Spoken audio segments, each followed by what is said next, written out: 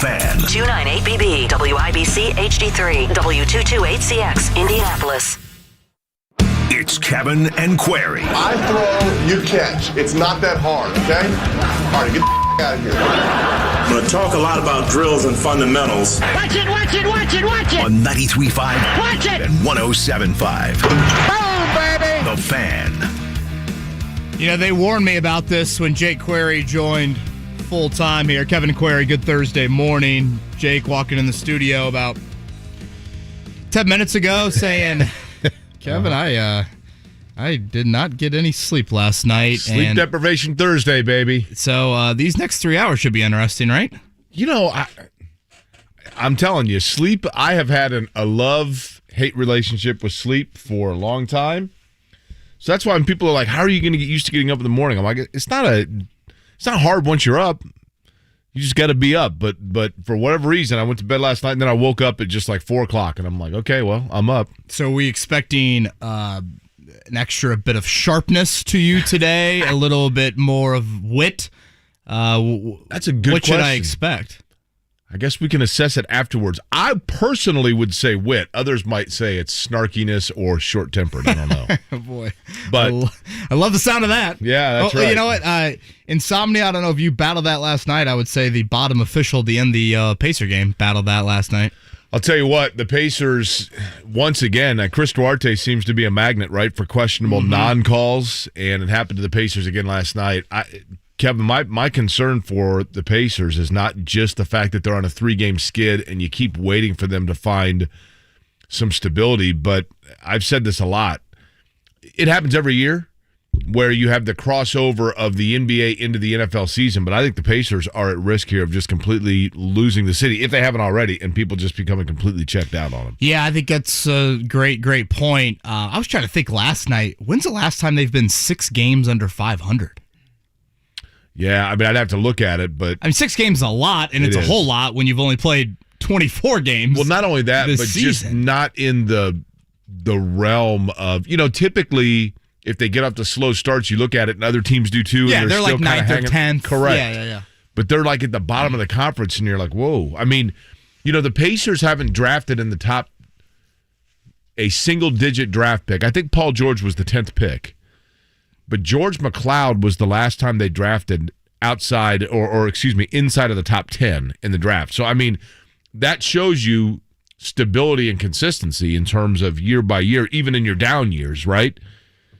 But, I mean, they may be headed there this year. I really felt like you had to wait 20, 25 games to get a feel for who they are, but I think we've got a pretty good idea now. Yeah, 114-111, they lose last night. Trae Young lost his handle of the basketball late in that game. Chris Duarte, and was it Brogdon? I think it was him and Brogdon maybe started kind of fast break the other way. Brogdon gives it back to Duarte. He goes up for the layup. No call. Clearly on the replay, Kevin Huerter grabbed his jersey. Should have been at the line for 2 shots that could have given the Pacers the lead there with about 5 seconds to go. So an absolutely horrible miss there by the officiating crew. And the other one Jake was referencing was the potential 4-point play Duarte could have had against the Lakers last Wednesday. And it's another close loss. And sure, there are other reasons around it. But Jake, you look at last night and you think to yourself, the Pacers just aren't a good enough basketball team to, overcome those sorts of mistakes. Correct. They have a really, really, really, I think, good player, obviously. It goes without saying, in Sabonis. But I just don't know in today's NBA, and I bucked this trend for a long time. But it is true that today's NBA, I don't know that you win with a team that is anchored on a guy that is anchored on the block, basically. Now, Tim Duncan, the Spurs team's built around that for years. It goes without saying. There are Joel Embiid is a dynamic low block talent, but he also can step out. He can do a lot of different things. Sabonis is a wonderful player. I just don't know offensively that you can win consistently in today's NBA without multiple consistent wing threats. And Brogdon's a good outside player, but I don't know that he has the wing lateral speed in today's NBA to be the guy. And the other thing, Kevin, I think that hurts him is late in games. I just don't know. At the beginning of the year, I think I remember saying that you could kind of see the guys almost looked to Duarte to be a guy that takes shots for them or makes shots for them late. But they don't have the go-to guy. They just don't have the guy that it's like, you know what, it's going to this guy and just get out of the way and let the clock run down. He's going to score. Chris Duarte, Karis LeVert last night, 8 of 25 combined from the field, 1 of 10 from behind the arc. Sabonis and Turner were really good. Sabonis was 9 of 10, Turner 6 of 9, so they gave you great efficiency down low, but guards and wings league, and listen, those two really failed you. And I know he doesn't guard anybody, but I still think Jeremy Lamb needs to get back into the rotation because he is offense. He can give you points. That was a big three hit late, right? Yeah, and I have concerns about LeVert. I do. I just think he's too inconsistent. I just don't think it's a great roster. I think they have a lot of good players. I don't think they have good players that form into a great roster together. I enjoy the Bally Sports telecast, but I will say I had a laugh last night. They show a graphic early in the game about last year. The Mavericks under Rick Carlisle started, what are the Pacers now, 9-15? So I guess they would have started 9-14 and then finished 5th in the West. The Pacers have started 9-14 this season. Right. And the stats were very comparable in terms of points scored and, whatever other rebounds or whatever stats that they threw up there. And Chris and Quinn referenced Atlanta getting off to a slow start last year. Lloyd Pierce gets fired. Nate McMillan comes in. And voila. And I'm thinking to myself, do we care to throw out the context of Luka Doncic plays for the Mavericks and Trae Young plays for the Hawks? Come on now. And Kevin, here's the thing. Those are both late in game, get out of the way guys, right? Top 5-10 players in the NBA. By the way, did you have a makeover yesterday? You look different. I came in and I didn't recognize you for a second. Yeah. Well, makeover is probably not the word I would use. Great clips is probably the word that I would use. But yes, I shaved and then got a haircut. So you got a haircut also? Yeah. Mm-hmm. You want to see it? Yeah, let's see. You're wearing a hat today. Yeah, you really got it clipped off there. Yeah. Mm-hmm. Okay. Well, it's nice. I mean, you had a very renegade look yesterday. It was much needed. I mean, Marc commented on the beard yesterday off air. That's when I knew, all right, It's one thing for my wife to comment. When Marc commented, I was like, all right. You had a little Andrew Luck look going on, didn't he, Marc? He did. Neckbeard was strong. By the way, did you guys see Luck, honorary captain at that Stanford Notre Dame game? I did. Mm-hmm. You talk about that beard in full swing. You could hatch eggs in that thing. Yeah, but that means that he shaved last on the Tuesday prior, right? I mean, that was his whole thing. Yeah. Exactly. But getting back to that game, look, last night, the NBA, I mean, the story of the night last night in the NBA was obviously the Milwaukee and Charlotte finish, where you have Giannis going for 40 and LaMelo, who I did not think was going to be a great player and is really good with 36. Same. And you look at it and it just makes you chomp at the bit. Man, how do the Pacers not have a guy like that? But again, it depends on where you draft. And sometimes in the NBA, you kind of got to hit on somebody. Giannis was not a player that people thought. No, 15th pick, something like that. Yeah. Paul George was like that with the Pacers, right? Where you get somebody like that and it kind of falls into your lap. You got to have a little bit of luck as well. And I think the Pacers, Jake, are entering a stretch where Kevin Pritchard's going to have a conversation that he doesn't want to have. In that if you get to the end of December, and right now the Pacers are at 9-15, they've got 5 more at home, all against teams above 500 here over the next week or so. If you get to the end of December and you are still, I think, in the 3 to 4 game under 500 category, this is not your older brother's Eastern Conference. This is a much better Eastern Conference than years past. That then is a month away from the trade deadline. How do you not have the honest conversation and finally put yourself in a selling mindset, which is such an anti sort of blueprint for this organization? Well, I'll tell you one of the things to me that's interesting. Look at Miles Turner. And I have been a Miles Turner defender for a long time because no wonder you and JMV get along. That's right. He and I are the two guys, right, because Miles Turner does very well for Indiana what it is that Indiana wants him to do, which is protect the rim and facilitate their offense through defensive transition. That's what he's asked to do.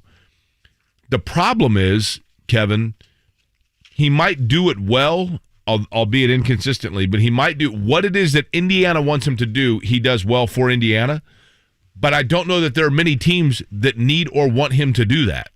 And so I don't know how much trade value he has, quite frankly. If he had more agility on the wing and could be a stretch 4 legitimately, then he might have some value. But a guy that a lot of his blocks are facilitated by the fact that they have no wing defense, and so things are just penetrated towards him anyway, and that's where he gets a lot of his blocks. I don't know how much value there. I mean, I'm not saying there's not value to it, but I don't think there's like give us a first round value for it. Yeah, that's the difficulty there. Late last night, Trae Young made a hell of a play, knowing full well Miles Turner was going to help. Trae Young drives and just throws it off the top of the glass on purpose, knowing Miles exposes his own man. Right. And there's Clint Capella for the easy, I think it was a dunk, which, I think was one of the kind of game-clinching buckets, if you will, with that. We'll have Scott Agness on at 8:30, Jake, and he was in that press room last night. I believe Rick Carlisle, he went a little Tom Crean post-game, 50 minutes until he met the media. So as someone that has covered Tom Crean down in Bloomington, I can certainly remember those days. By the way, shout out to Tom Crean. Nice win last night over Memphis. Hey, they're 2-5. Georgia Bulldogs, yeah. Is that okay? So last night, for those that are unaware, Memphis is a team loaded with 5-star recruits. Penny Hardaway's their head coach. Yeah. Georgia, who is off to a 1-5 start. Crean is really struggling in Athens. Lost to Wofford, I believe. And then they turn around and win that game. Is that not the most Tom Crean thing ever? That just when Georgia's like, oh my gosh, like what are we going to do here? Boom, you turn around, you get that win, and you beat like 3 lottery picks. Right, and he's running around the south lobby of Georgia's building. He probably was up there like kissing babies and shaking hands. And I mean, peak Tom Crean, right? I do love Crean's energy. Did you see yesterday, one of the other cool things? I saw this last night. Now, I might be like 48 hours late on this. I don't know. Not 4 a.m. last night, but I saw it last night before I tried to go to bed. Did you see the thing with Tom Brady and the Bucks and the kids on FaceTime? The high school? Yeah. Oh, I read the story, but haven't seen like the video. There was a high school, I think it's football team in Michigan, that were sending a group text trying to get all their teammates together for workouts and that, hey, the season's over, but let's get together and work out. And one of the numbers the kid put into his phone, he had an errant text. Now, this happens from time to time, right? I don't know about you, but I've gotten texts before. Oh, yeah, sure. So the errant text that he sent it to is a member of the Tampa Bay Buccaneers who is from Michigan and has a Michigan phone number. So that guy replies back and is like, hey, man, I think you got the wrong number here, but I play football too. I play for the Tampa Bay Bucks. And they're like, yeah, right, sure you do. And the guy's like, no, seriously, I do. So he sends a picture of himself in the Bucks locker room. And they still are like, no, man, like this has to be a joke. You're getting manti-tailed. So he FaceTimes him, and like Gronk got on there, and Brady got on there, like, and the whole team was on this group FaceTime with all the Buccaneer players passing the phone around for multiple minutes, wishing these kids good luck and da-da-da. It was pretty cool. I love that. You know, it's funny. I was watching Hard Knocks last night. Were we on it?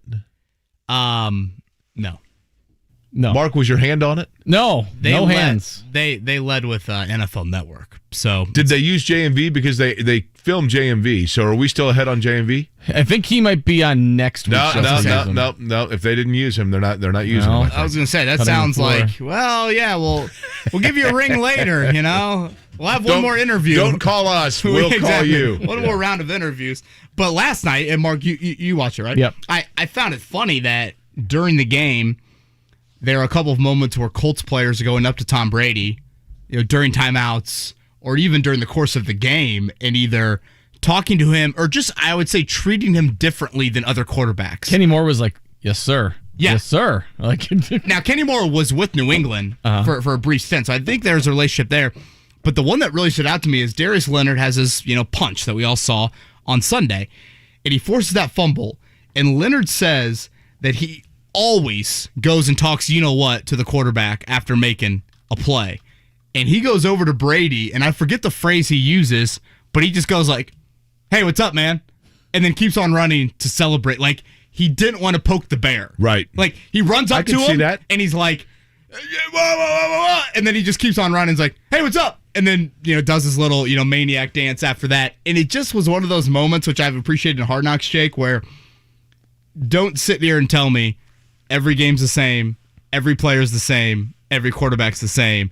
you reacted to Tom Brady much differently than you will react to Tyrod Taylor if you do that. I mean, it goes to the legendary stories of Jordan, right? I mean, players that would Reggie Miller. Reggie Miller's a prime example. Talks about how in his early career, like as a rookie, they're playing the Bulls.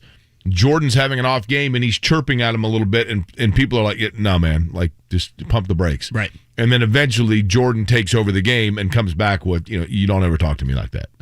And I think there are certain players that have that. Manning had it, that everybody else on the field knows deep down who is the guy. There's an aura. There's an aura. That's a good way of saying it. I thought, in watching Brady, when he threw the first pick against the Colts, I think it was Odom that picked him, right? And I'm watching him, and he's walking out the field and looking up, and he's probably looking at the Jumbotron or whatever. And I remember thinking to myself as I watched it, like, I wonder what goes through his mind at that point. Like, is he rattled? Is he already thinking through where there was an error? And then part of me was thinking, this guy's done this so many times.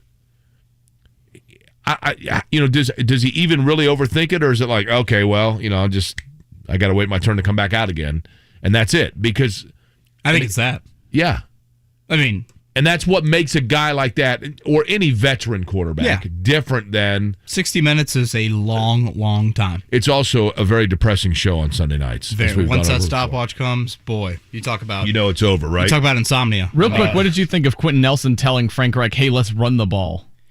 Yes, so that was very interesting. I guess for those that missed it, or full transparency, here's a spoiler for those that didn't watch it last night. Late in the game, I should say in the fourth quarter, Quenton Nelson basically goes up to Frank Reich and is like, "Let's run the ball. We need downhill runs." Like, he's like yelling at Frank about it, and let's bleep and go. And you can tell Frank's just like, "I get it, man. Okay." They do run it, and then Quenton runs over to him and the guy for the touchdown's like, "Thanks for trusting in us," or something like that.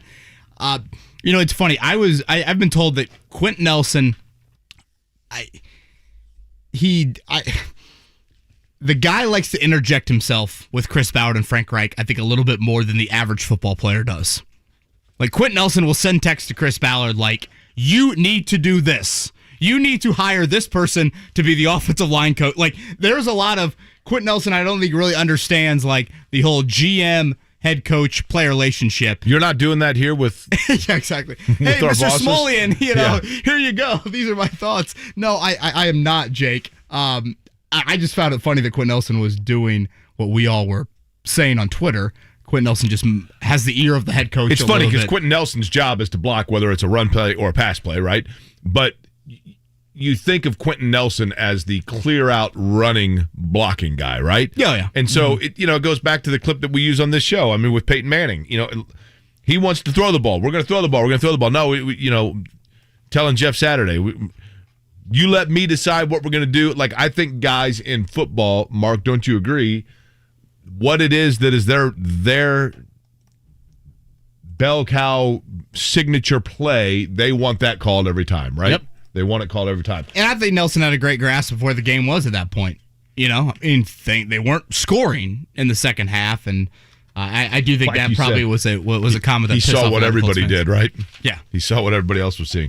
Speaking of Hard Knocks, we'll talk to Steve Trout about that coming up at 8 o'clock this morning. Scott Agness will talk Pacers at 8:30. Zach Keefer will talk Colts with us at 9 o'clock. But when we come back, it is a look at everything that happened last night on the Big O Tires SportsCenter update. You are listening to Kevin and Query, 93.5, 107.5, The Fan. The Ride with JMV. PFF data analyst Ben Brown. So is it going to turn out to be worth it for the Colts giving up that first rounder for Carson Wentz? Carson Wentz has, I would say, exceeded expectations. He's a top 15 quarterback in PFF passing grade so far this season. I think it kind of solves at least a few more years their question at the quarterback position. They are definitely capable of being a playoff team and potentially making some noise in the AFC with Carson Wentz. The Ride with JMV. Weekdays 3 to 6 on 93.5 and 107.5. The Fan.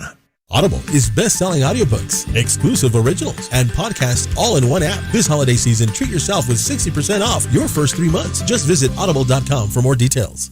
This hour of The Fan is fueled by Wheeler Mission. Neighbors experiencing homelessness this holiday season need your donation today to provide food, shelter, and care to Hoosiers in need. Please donate now at wheelermission.org. Dan versus Fan, sponsored by DraftKings Sportsbook, an official sports betting partner of the NFL. Download the DraftKings app. Use code 1075FAN to get in on all the action. Hey, it's JMV here, and people ask me all the time, how can we get a world-class wine at an affordable price delivered right to our door in the safety of our own home? And I say, here's your answer. Cameron Hughes Wine has a unique business model. In fact, they're sourcing top-rated wines directly from the best wineries around the world. Luxury wines at affordable prices. These are wines at an already amazing value for the price. And today, you can get top-rated, award-winning wines at incredible savings. Cameron Hughes is offering a deal exclusively to my listeners, so listen up. 20% off and free shipping on 3 or more bottles. Top-rated, award-winning wines at chwine.com. Promo code JMV for 20% off 3 bottles or more plus free shipping. chwine.com. Promo code JMV. 'Tis the season for more at Metro by T-Mobile. This holiday, new and existing customers can get a free Samsung Galaxy tablet. Enjoy high-speed data on your tablet for just $15 a month when you add to an existing line. That's how Metro gives you more for the holidays. More ways to connect and more reasons to celebrate with a free Samsung Galaxy tablet. Only at Metro. With rebate after 3 months of service, plus tax limited time offer, in-store only. Not available in Connecticut, Rhode Island, Miami-Dade. See store for details. If you or a loved one have served in the military and are VA eligible, then I have some great news for you. My name is Ryan Kelly, and I'm the founder of HeroLoan.com. This year, we wanted to do something special, so we created the Christmas for Veterans program. If you close on your VA eligible refinance or home purchase before the end of the year, not only can you get a rate in the twos, a 21-day closing, but we'll also give you a $500 gift card. HeroLoan.com. The Home Loan Expert LLC, NMLS number 1326241. Basements get a bad rap. Probably because so many of them are wet, leaky, and musty. Thanks to screenwriters, crawl spaces aren't very popular either. Michaelis is putting an end to the horror show. Their time-tested waterproofing systems eliminate and prevent water issues.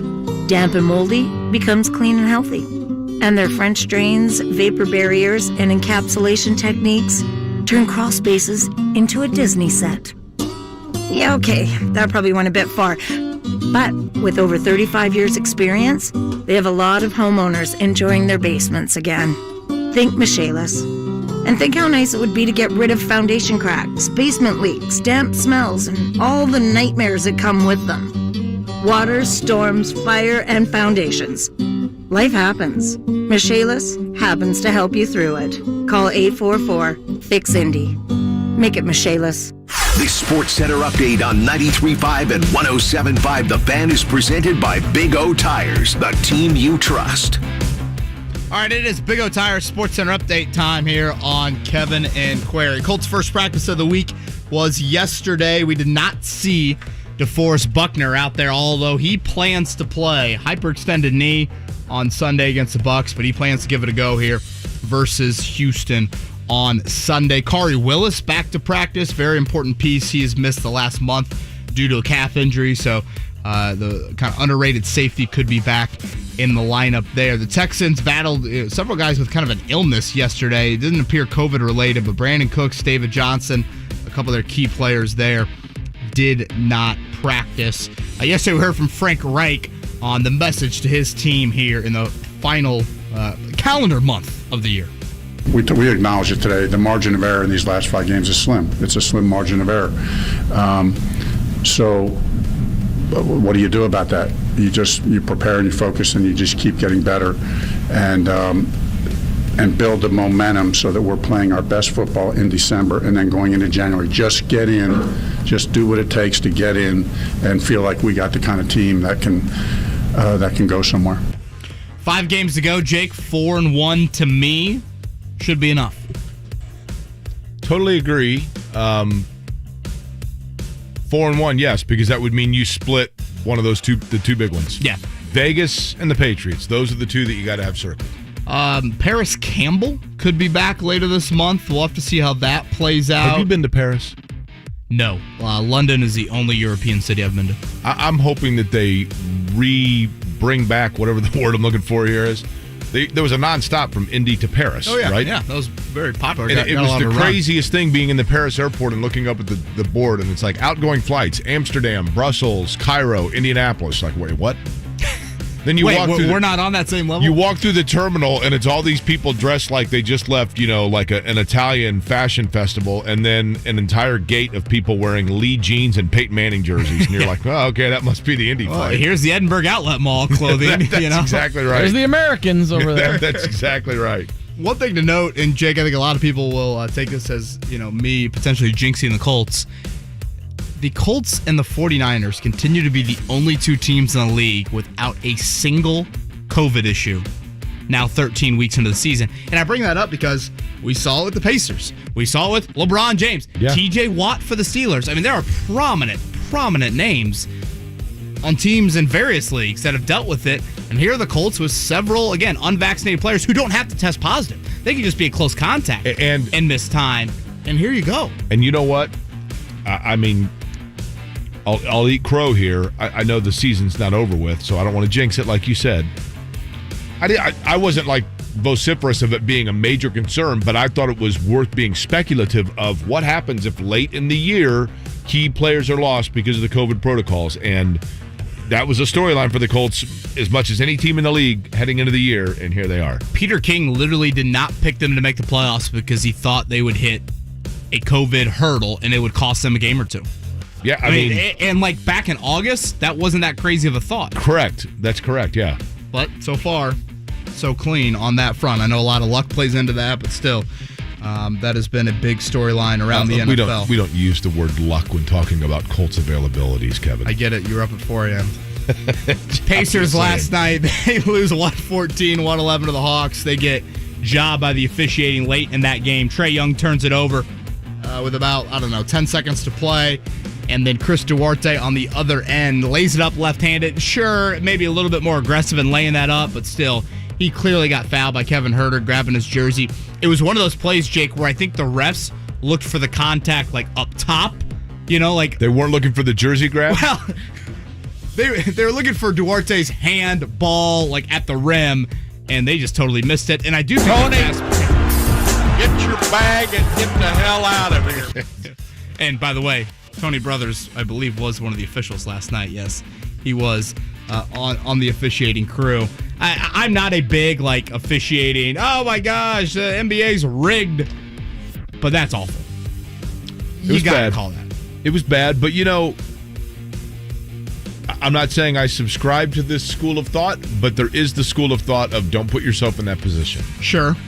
Rick Carlisle. Home games, don't put yourself in that position. Rick Carlisle, it took him 50 minutes to get to the media. They watched the entire first half last night after the game. Brian Kelly's calling a 7 a.m. team meeting after he's no longer the coach. Rick Carlisle says, all right, let's all gather around and watch the first half again at 9:30 last night.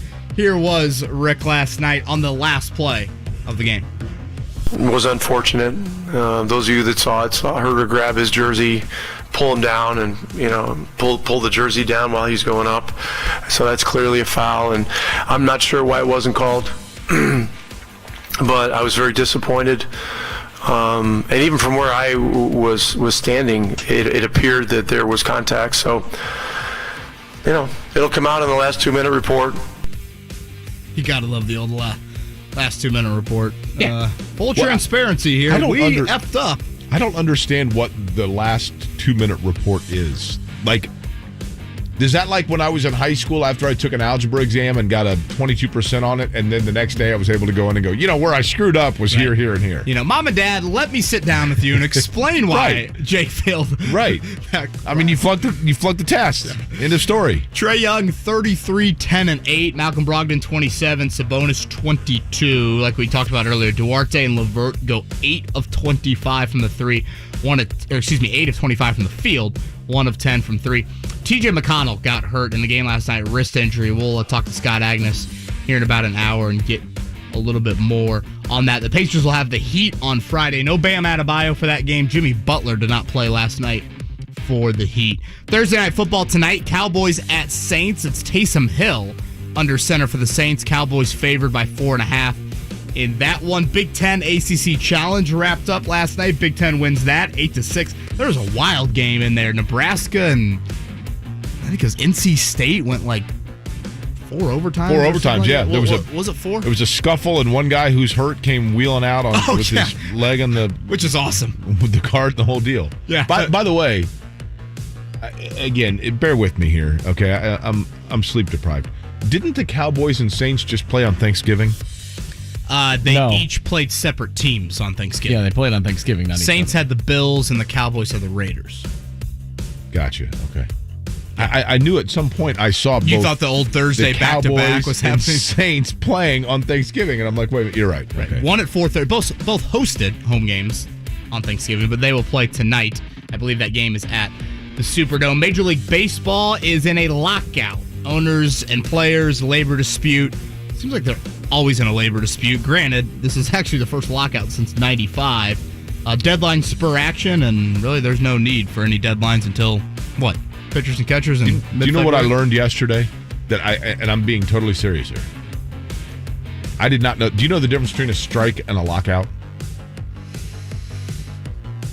I did not know, so I mean, I'm not. One is player-driven, one's owner-driven? That's correct. The lockout strike means the players are like, we don't like these conditions, so we're not showing up. And lockout means exactly that. The owners are saying... So this is owners... Correct. The owners... Okay. The MLB Players Association, whatever it is, the contract, the mutually agreed upon contract expired, and they couldn't come to an agreement to go ahead and just immediately come to a new Players Association contract. So the owners said, okay, fine. If you don't want to continue the terms that we have it, then you're locked out, and you guys can all come back and let us know when you're ready to start playing again. And if you're a Reds fan, I think you're hoping for a lockout at this point. That's right. Yeah. The Reds have locked themselves out of postseason contention for Louisville Bats wearing Reds quite uniforms some time. this year. You heard Kevin mention the fact that there's some question mark to Forrest Buckner, for example. Is he going to be in against the Colts or for the Colts against the Texans? Do they need him? We'll get into that. And does Notre Dame already have their guy? That when we come back to Kevin and Query, 93.5, 107.5 The Fan. The Pacers are home to take on the Miami Heat tomorrow evening at 6:30 on 93.5 and 107.5 The Fan. BetRivers Sportsbook wants you to be in control of your football bets. That's why players love the same-game parlays at BetRivers. Same-game parlays let you mix and match player props and game bets and gives a payout boost to the winning combinations you want to root for. Combine 2 bets or combine many. You pick your confidence level and then watch the game unfold. Bet on same-game parlays at BetRivers.com or download the BetRivers app. Must be 21 and located in Indiana. Gambling problem? Call 1-800-9-WITH-IT. 1-800-994-8448. Ryan Kelly is a home loan expert. We got him on the line right now, but you can call him at 317-550-1515 or just go to thehomeloanexpert.com. And Ryan, the men and women of our military have always had a special place in your heart and everybody at the Home Loan Expert team. Is that why you developed the Hero Loan? That's exactly why we developed HeroLoan.com for our active and retired service members, our veterans, our true heroes here in this country. We've always done VA loans, but we knew we could do it better. So we applied to the federal government, and we got, after about a year, the highest delegation that they can give you for VA loans, meaning we control the file. We handle the file from start to finish, and that gives us those fast turn times. We can close VA loans in 14 days. We pay for the appraisal and help with the paperwork. Nobody's got your back like we do. If you're VA eligible, get the loan that you deserve today at HeroLoan.com, the only way to VA. Don't let winter catch you off guard. Be prepared with Aaron's, the king of snow. A 5th-generation family-owned company since 1933. Aaron's snowblowers are built in the USA with powerful engines that won't bog down in any conditions. Trust Aaron's to throw snow better and farther than any other snowblower out there. Aaron's is the #1 brand of 2-stage snowblowers worldwide. Trusted by millions to throw back what old man winter dishes out with machines for all needs. Visit your local Aaron's dealer today. It's Terry Stacy for your trusted local independent American Standard heating and air conditioning dealer, B&W Plumbing, Heating, Cooling, and Drains. Owner Chris Ambrose says second opinions are important. We want to make sure that you are confident in the service that you're getting from whoever. The diagnostic that we give you may be different from the one that you got before. What we hope is it'll give you peace of mind that you're getting the right solution for your problem. Get your free second opinion from B&W by going to BigBlackTrucks.com. Your trusted local independent American Standard heating and air conditioning dealer. When it comes to working at Geico, our best advocates are our employees, like Michael. But since he is so focused on growing his career, we hired an actor to read his story. If you want a job where you get out as much as you put in, Geico is the best place to work. Plus, we promote from within, so there are no ceilings placed on your opportunities. They even offer parental leave to full-time employees. So there's nothing stopping him from going all the way to the top. But not too high. He's scared of heights. Ready to start your career, Indy? We're hiring claim sales and service agents. Apply online today at geico.job/Indy.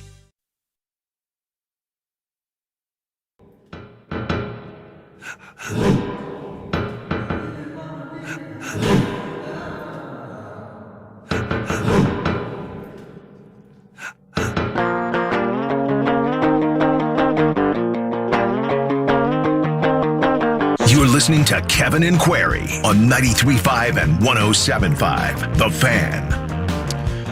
Jake, I ask this often of Marc Dykton because he does such a great job with our re-entries here. Marc, what was that in reference to? Nothing. Just a good song. Oh, God. I thought there was something. Sometimes it's just songs I like. Okay. I'd like to know, Marc, before we get into talking Notre Dame football and the Colts, real quick. If you were given, you get to pick any three musical artists to go see in concert, and we'll even say they don't have to be all together. Who would you pick? I want to get a feel for what I know I'm getting into here in terms of the musical choice. And I assume Jim Irsay does not count, right? Jim Irsay does not. Well, he'd be at the top of the list if he was on the table. To make sure, yes, sir. Yeah, I wanted to make sure we got 2 through 4 on the list. Come along with me if you can. Right, follow along. Foo Fighters, who I knew Foo Fighters. I was just about to say you look like a Foo Fighter guy. Yes. I hope that's a compliment. I'm not sure if I was going to say. Yeah, they're coming back to Indianapolis in August. So I've already told the wife that, hey, let's have a date night. Yep. Nice. They are awesome. 3 hours of live music. Never bad. I'd say Blink-182 I really like. Okay. They're up there. Eminem I saw in concert years ago. I'd love to see him again. He was really good. See the restaurant he's opening up? Yeah, in Detroit with his mom's spaghetti. I like that line. Will they sell M&Ms in there? We'll have to, right? But sure.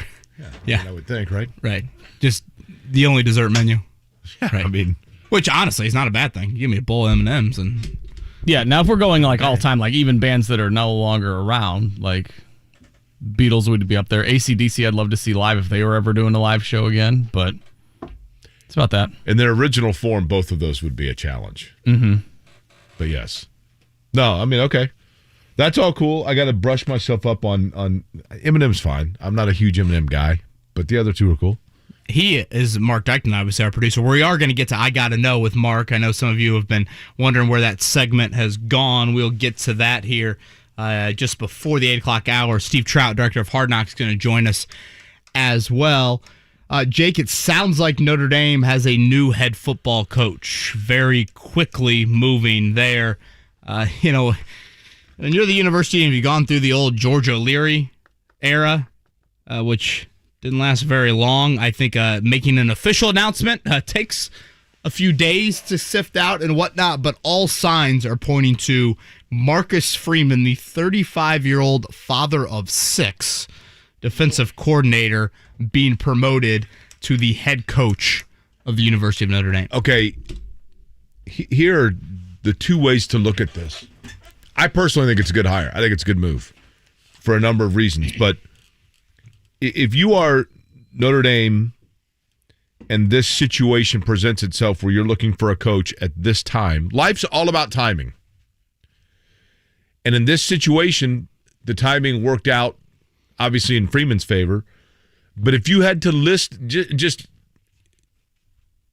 Kevin, if Notre Dame called you and said, give me your list of 3, let's say 1 pipe dream, 1 like reasonable, and 1 safety school, your 3 candidates not currently working at Notre Dame that you would have asked them to reach out to? So I can't say Freeman. Correct. Aside from Freeman. Probably Matt Rule. Okay. Matt Campbell. Okay. And Luke Fickell. Okay. So Luke Fickell, you reach out to him. Luke Fickell very likely is going to be like, listen, I have a chance here at a national championship. I'm not saying I'm not interested in talking to you, but can we wait a month, 3 weeks, whatever, okay? Matt Campbell, sure. I mean, no issue there. His season's complete. I mean, a bowl game, but whatever. Matt Rule, he's in the midst of a season as well. Probably financially speaking, it would be a challenge. My point being, Notre Dame also being in the mix for the playoffs, even though it's a stretch, but they are still holding a possible invitation into the playoffs. Notre Dame had to move quickly. I just don't think Notre Dame was in a situation that they could wait. Like Luke Fickell, yeah, they could have waited a month on that, but then what happens if you can't come to terms with it? Now you've gone a month, you got recruits that want to know what's going on, that have left. All of the timing worked out for the cleanest transition possible, which worked in the favor of Freeman. And as we've talked about, Kevin, a lot over the last few days, it would be easy to knee-jerk and say that they took the easy way out, except for that while there is obviously precedent that doesn't always work out in your favor, where you just elevate the guy internally. There are also a lot of very recent cases where you can look at it and say, this has potential to be a major coup. Dabo Swinney, that's how he ended up with the head coach. We've talked about it. Kirby Smart. Luke Fickell, for that matter, he got his first audition at Ohio State under those kinds of circumstances. Ryan Day. Some of the hottest names right now in coaching. Lincoln Riley just got literally, I don't know if you know this or not, I looked it up yesterday, 1/3 of the state of Oklahoma right now is actually owned by the board of directors for USC, because they bought half the state just to get Lincoln Riley to come, right? He's another one that was elevated internally. So there's precedent that, yes, this can absolutely work. I personally think, if you look at what he did defensively as a coach, and I know that you don't have to look any further than Bloomington to know that a guy can be a fantastic defensive coordinator and might still need some help around him when he becomes a head coach. But what he did defensively, there's no question about it. I think he's a guy that's going to be able to recruit. He's young. He seems cool. I think it's a big hit for them personally. Yeah, and I don't like Notre Dame. Right. Yeah, I know. I saw the hat you were wearing yesterday in here. I'm a huge fan of it. Sure, there's risk, but Jake, there's risk with any hire. Like you could create a con list for anybody. When you reference the need to move quickly, I think it has less to do with the playoffs and more to do with college football adopting that early signing period. Fair. Now, December 15th is the early signing period where really you have like 95% of your recruiting class done, signed, sealed, delivered by mid-December. And then you have that normal signing period. I think it's in early February, if I'm not mistaken. And Notre Dame has a top 5 class, which is not usual for Notre Dame. And a big part of that is because of Marcus Freeman. So I think that's where the short-term stability comes into play for me. But I also think there's some long-term potential here. What I find very interesting about this is if you hear how the staff of Notre Dame assistants has reacted over the last 24, 40 hours, not one person on that staff has decided to join Brian Kelly at LSU. You're talking about guys on that staff that have been with him since Central Michigan days. You're talking about an offensive coordinator in Tommy Rees who played under Brian Kelly, who, by reports out there, LSU was willing to double his salary as offensive coordinator of LSU, and he is willing to stay in South Bend. Those sorts of actions by, again, staff members indicate to me that there is let's be honest, South Bend is probably not the reason why they want to stay. There is a belief in Marcus Freeman by people that have worked with him for just a year that has me as a Notre Dame fan very intrigued by this, outside of just what he's done as a recruiter. I think that if there was someone out there, this is a delicate line, admittedly. If there was a coach out there, if Notre Dame was not in playoff contention, if their season just had if they were waiting right now to go play in the the Holiday Bowl or whatever, but that's not the case. Yeah. But if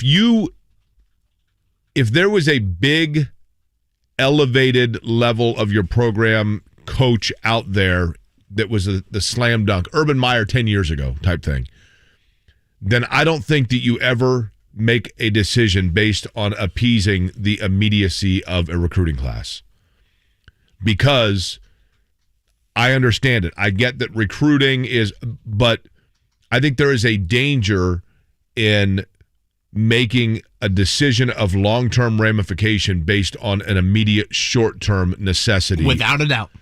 And we are, and I realize we've crossed this over. I'm going to be the old man yelling at clouds here. We've crossed over, and there's probably no going back now to the level of importance that we are putting on 16, 17-year-old, soon-to-be 18-year-old kids that haven't even stepped foot on a campus yet, and the power that we are putting in them to run and make decisions, vicariously about a major $1 million program is a slippery slope. But I get what you're saying.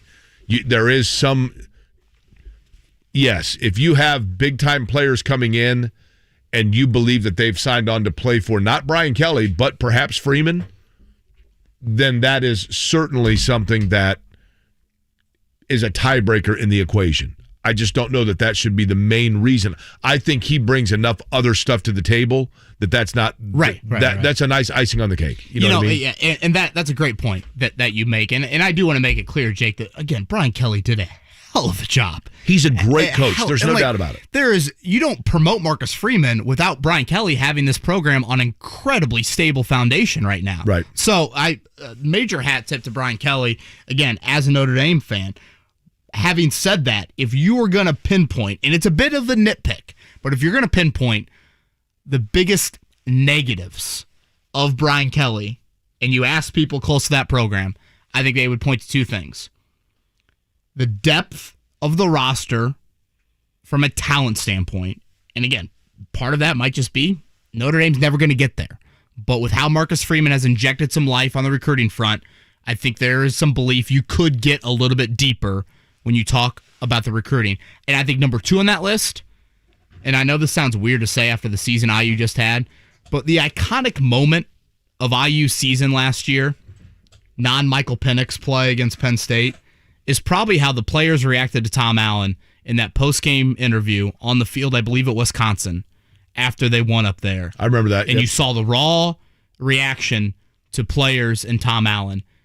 You would never see that with Brian Kelly. Correct. At Notre Dame. This is not warm and fuzzy. It's a bit Belichickian in how I think players related to him. I think with Freeman, there is a little bit more of an individual connection. And again, each coach is their own, and obviously Brian Kelly had a ton of success operating things the way he did. But I am curious if more of the personal level, does that get anything more out of the program? But here's the thing, Kevin. And if you're listening right now, getting ready for work or in your car, whatever, male or female, you can relate to this, okay? Women know of guys that they dated at some point in their early to mid-20s, whatever it might be, that was the bad boy, right? They liked him because he was the bad boy, and their friends told them, like, that guy's so cocky, and he's just, I mean, look at him like he's... Were you the bad boy? He's a wild child. I've never been the bad boy. I've never been. Coming out of the bullpen. That's actually, it's probably all relative, right? There might have been some that thought I was a bad boy, but women there are women that are attracted to that because they're going to be the woman that turns him around and that's fixer-upper. Correct.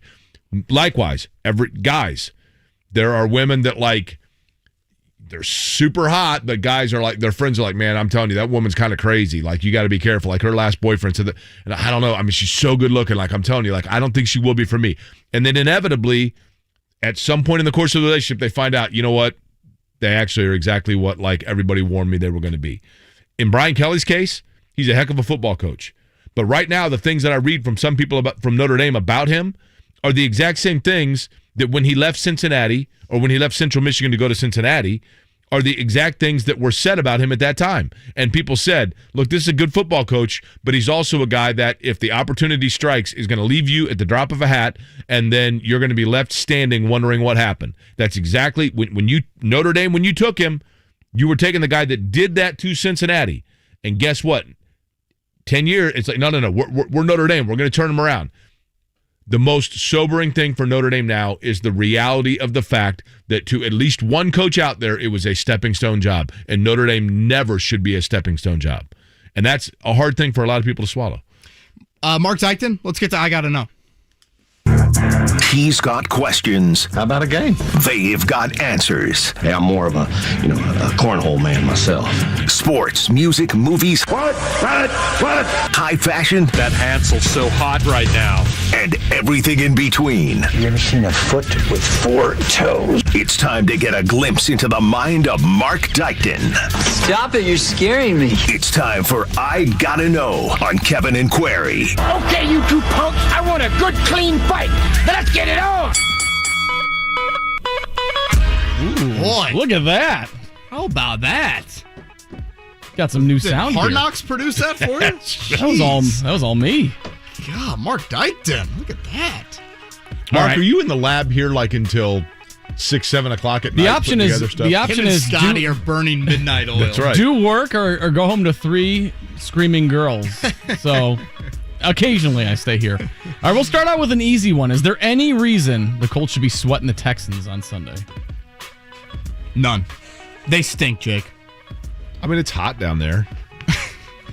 Yeah, someone that broke into the Astrodome, you would know. I know. But NRG Stadium is just like Lucas Oil Stadium. They look almost the same. It's got the same retractable roof. I assume the air conditioning's going, so no. Yeah, horrible view from the press box in terms of height. No. I mean, terrible offensively. They've suspended several defenders. For the most part, Jake, in the Frank Reich era, outside of Jacksonville, the Colts don't fall into the trap game, lose to bad opponents thing. Fair. Yeah, that's a fair point. And the loss should help, right? The only thing I would say about sweating the Texans game is somewhat alleviated by the fact that the bye is still on the schedule, and that is you want to make sure you come out of it healthy. All right, Pacers lost again. Do you have any faith that this thing will get turned around in the right direction in the season? Every time that I start to think that I don't, I realize that they're coached by Rick Carlisle, who I have a lot of respect for as a coach and as a personnel guy. So as he gets more and more probably say and influence over what's going on, I think there's a chance they get it turned around. But Kevin, it's got to happen fast. But is it more of a personnel question? We're going to find that out at the trade deadline probably, right? Right. I don't have faith. I think it's a much better Eastern Conference. I think the goal at the start of the year was to avoid the play-in.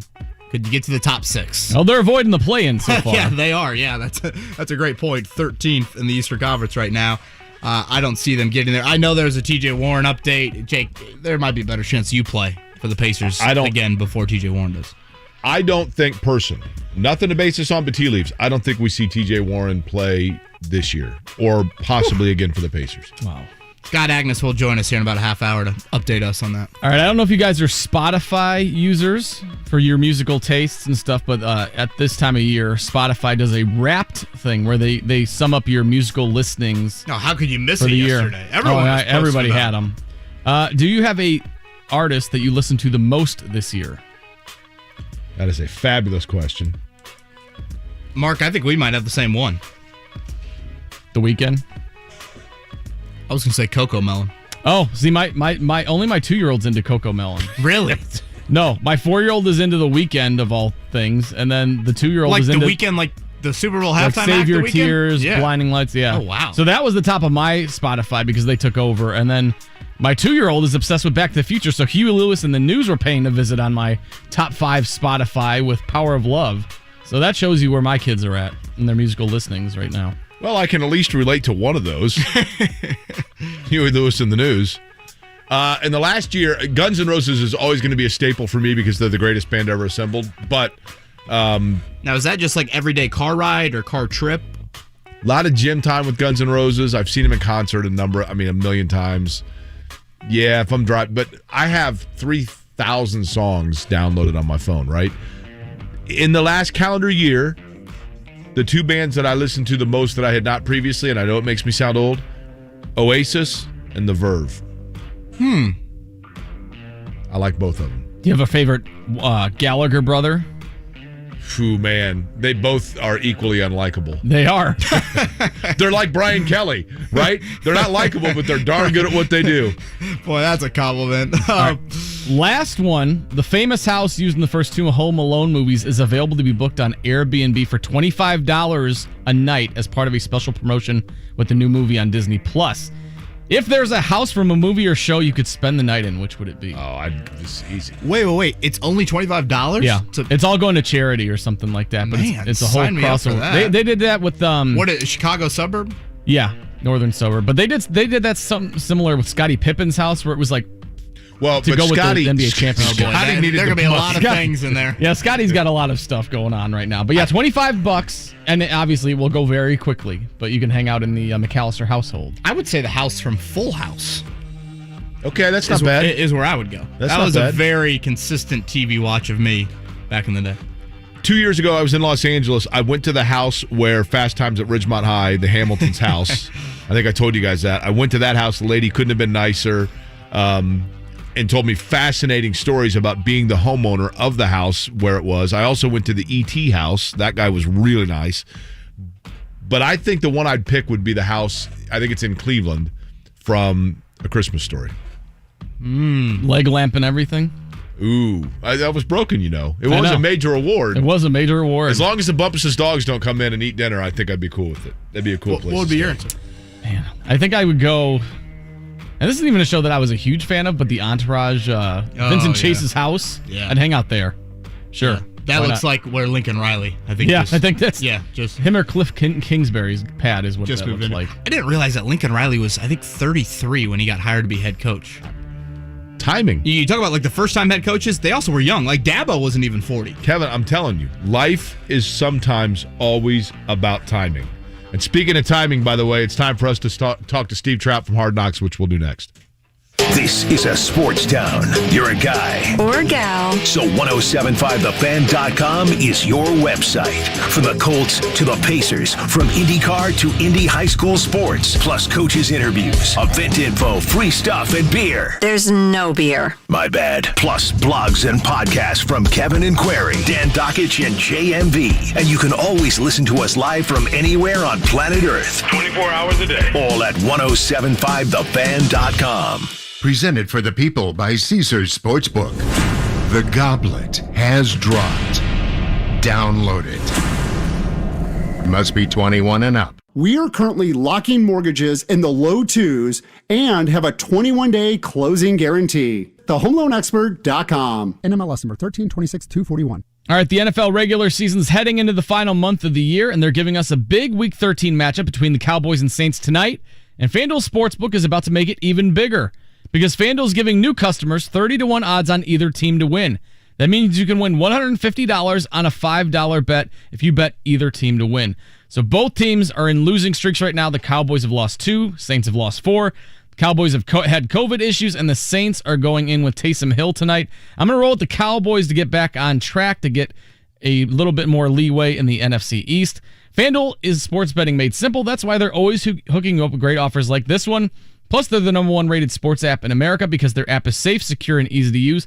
And when you win, you get your winnings in as little as 2 hours. If you're already a FanDuel Sportsbook user, FanDuel is hooking up all customers with $50 when they refer a friend, plus your friend gets $50 on top of that as well. So sign up today with promo code Marc before the Thursday night matchup between the Saints and Cowboys to win $150 on a $5 bet. Again, that's promo code Marc, M-A-R-C. 21 and over and present in Indiana. New users only, $10 first deposit required. Must wager in designated offer market. Max bonus, $150. Restrictions apply. See full terms at sportsbook.fanduel.com. Gambling problem? Call 1-800-9-WITH-IT. A new season. A new QB. A new look. Football is back. And so are Bud Light Blue Fridays. Every week, join JMV beginning at 3 for Cold Bud Lights, Colts football talk, and your chance to win tickets to Colts games. Join me, JMV, Friday at the Slippery Noodle downtown for your chance at Patriots tickets. JMV, Bud Light, and you. Doing it for the shoe. I'll see you this Friday at the Slippery Noodle. The non-stop action of tennis takes center court at Bet Rivers Sportsbook. Bet Rivers serves up an exciting tennis betting experience like no other, with a massive number of live in-game betting options, including point-by-point betting. But don't just bet on the game live. Watch it live. Bet Rivers Sportsbook live streams a huge number of tour events from around the world throughout the tennis season. Try it today, and Bet Rivers will match your first deposit up to $250. It's a winner. Bet on tennis at Bet Rivers Sportsbook. Go now to betrivers.com. Must be 21 or over to play. Gambling problem? Call 1-800-9-WITH-IT. 1-800-994-8444. When it comes to working at Geico, our best advocates are our employees, like Maxine. But since she is so focused on growing her career, we hired an actor to read her story. At Geico, I love mentoring the new associates to help them make this a career and not just a job. And with new opportunities and job stability, Geico has been helping people grow their careers for over 75 years. The only downside, she still hasn't met the gecko. Where are you, fella? Ready to start your career, Indy? We're hiring claim sales and service agents. Apply online today at geico.job/Indy. When we at AmericanEagle.com were asked by our client, Repair Clinic, to, repair their website, our digital marketing experts, like Tim, rolled up their sleeves and got to work. If you know Tim, you know that he loves a good challenge, which meant that this project was pretty much the highlight of Tim's year. From improving slow-loading performance that plagued our client's site to slashing duplicate pages and building an optimized sitemap, Tim was like a real-life action hero, but of website optimization. And our client reaped the benefits with major strides in their SEO, like more traffic, impressions, and revenue. Tim and the team even helped them create search and email marketing campaigns and better ongoing analytics tracking. However complex your digital challenges, from digital marketing and strategy to web development, UX, and more, talk to the experts at AmericanEagle.com. Don't just grow, soar. 93.5 and 107.5, The Fan. WIBC HD2, W298BB, WIBC HD3, W228CX, Indianapolis. It's Kevin and Query. We'll have some classes at times. Hey, we're calling the plays, all right? We gotta run the ball. It's down. Please, pass, block. We'll run the ball. Can we run it? This place. We run it now. Yeah, Jeff. We will. All right, when we call pass plays, block. On 93.5 Boom, baby. and 107.5, The Fan. Episode 3 of Hard Knocks aired last night, and as everyone could have seen, Jake, our time on Hard Knocks has come and gone.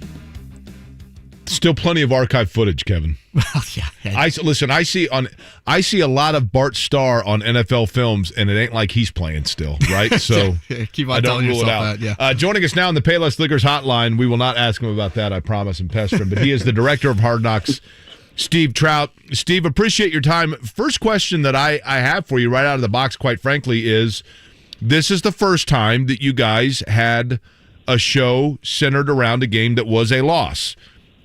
How did it feel different to you, or was it different in any way, shape, or form in terms of just the mood and access in putting together a look at a loss as opposed to a win?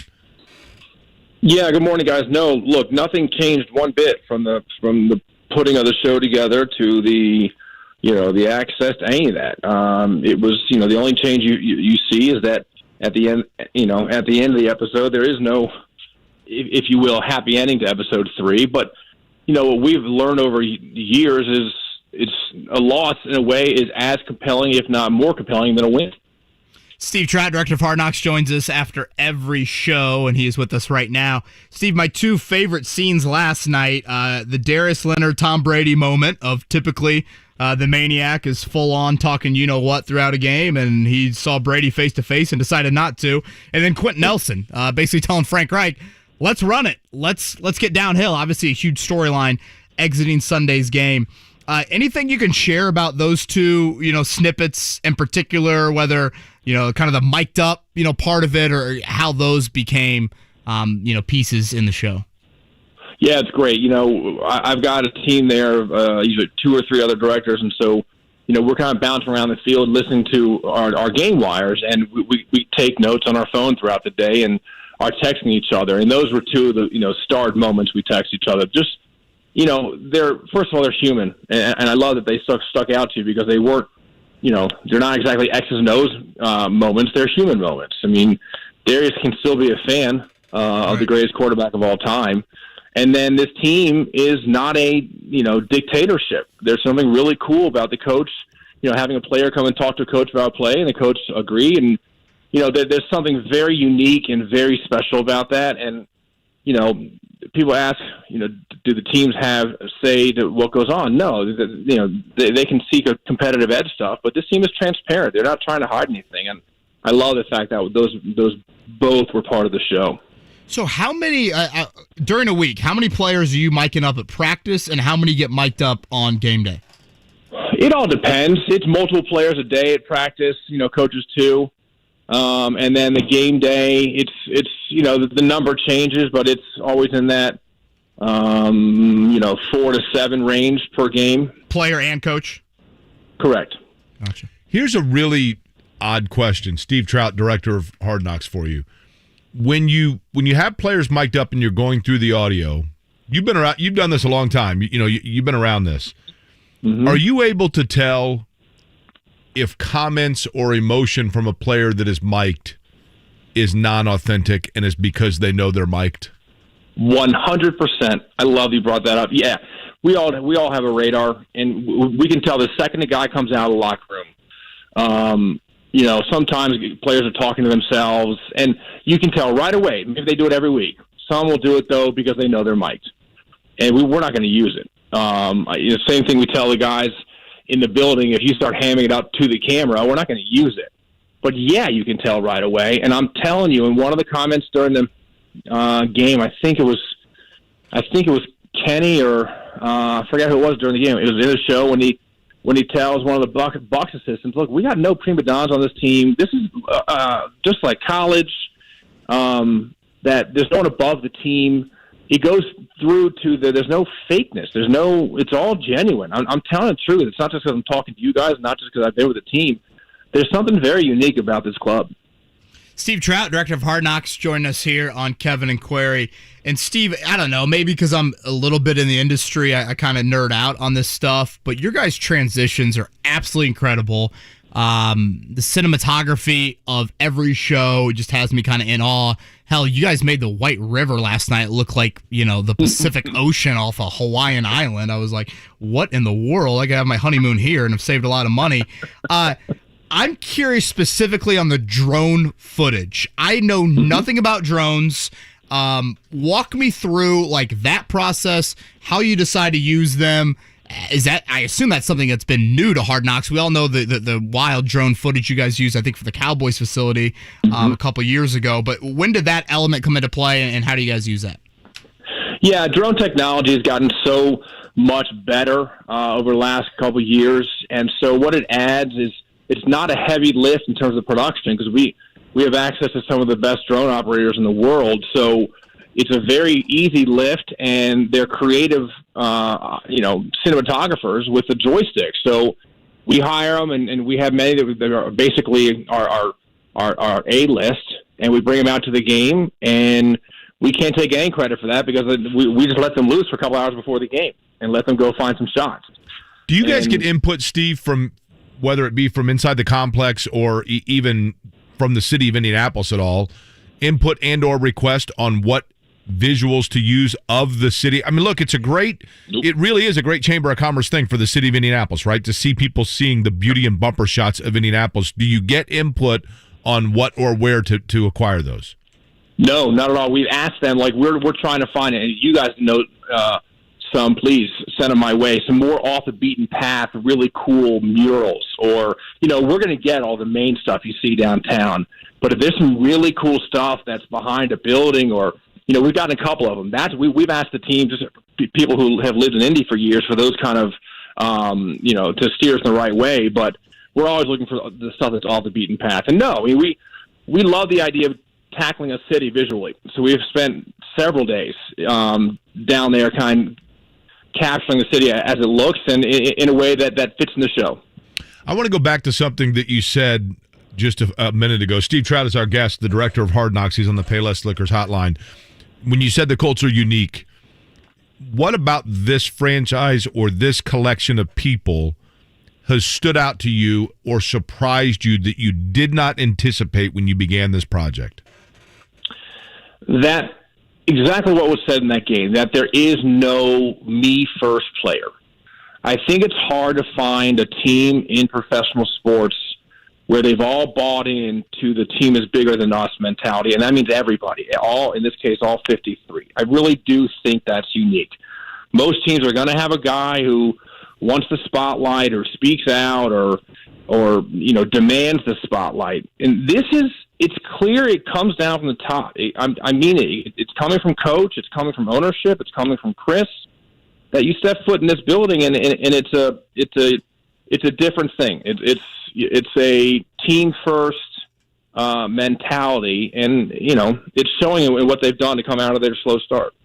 Jake, if they're looking for beautiful scenery and what separates Indy apart, how about the roundabouts in Carmel? Right. I mean, you want people clamoring to come to Indianapolis. Boom, right there. Steve, obviously one of the things that really, I think, pulled out a lot of heartstrings last night was the Mason Garvey story and the footage there.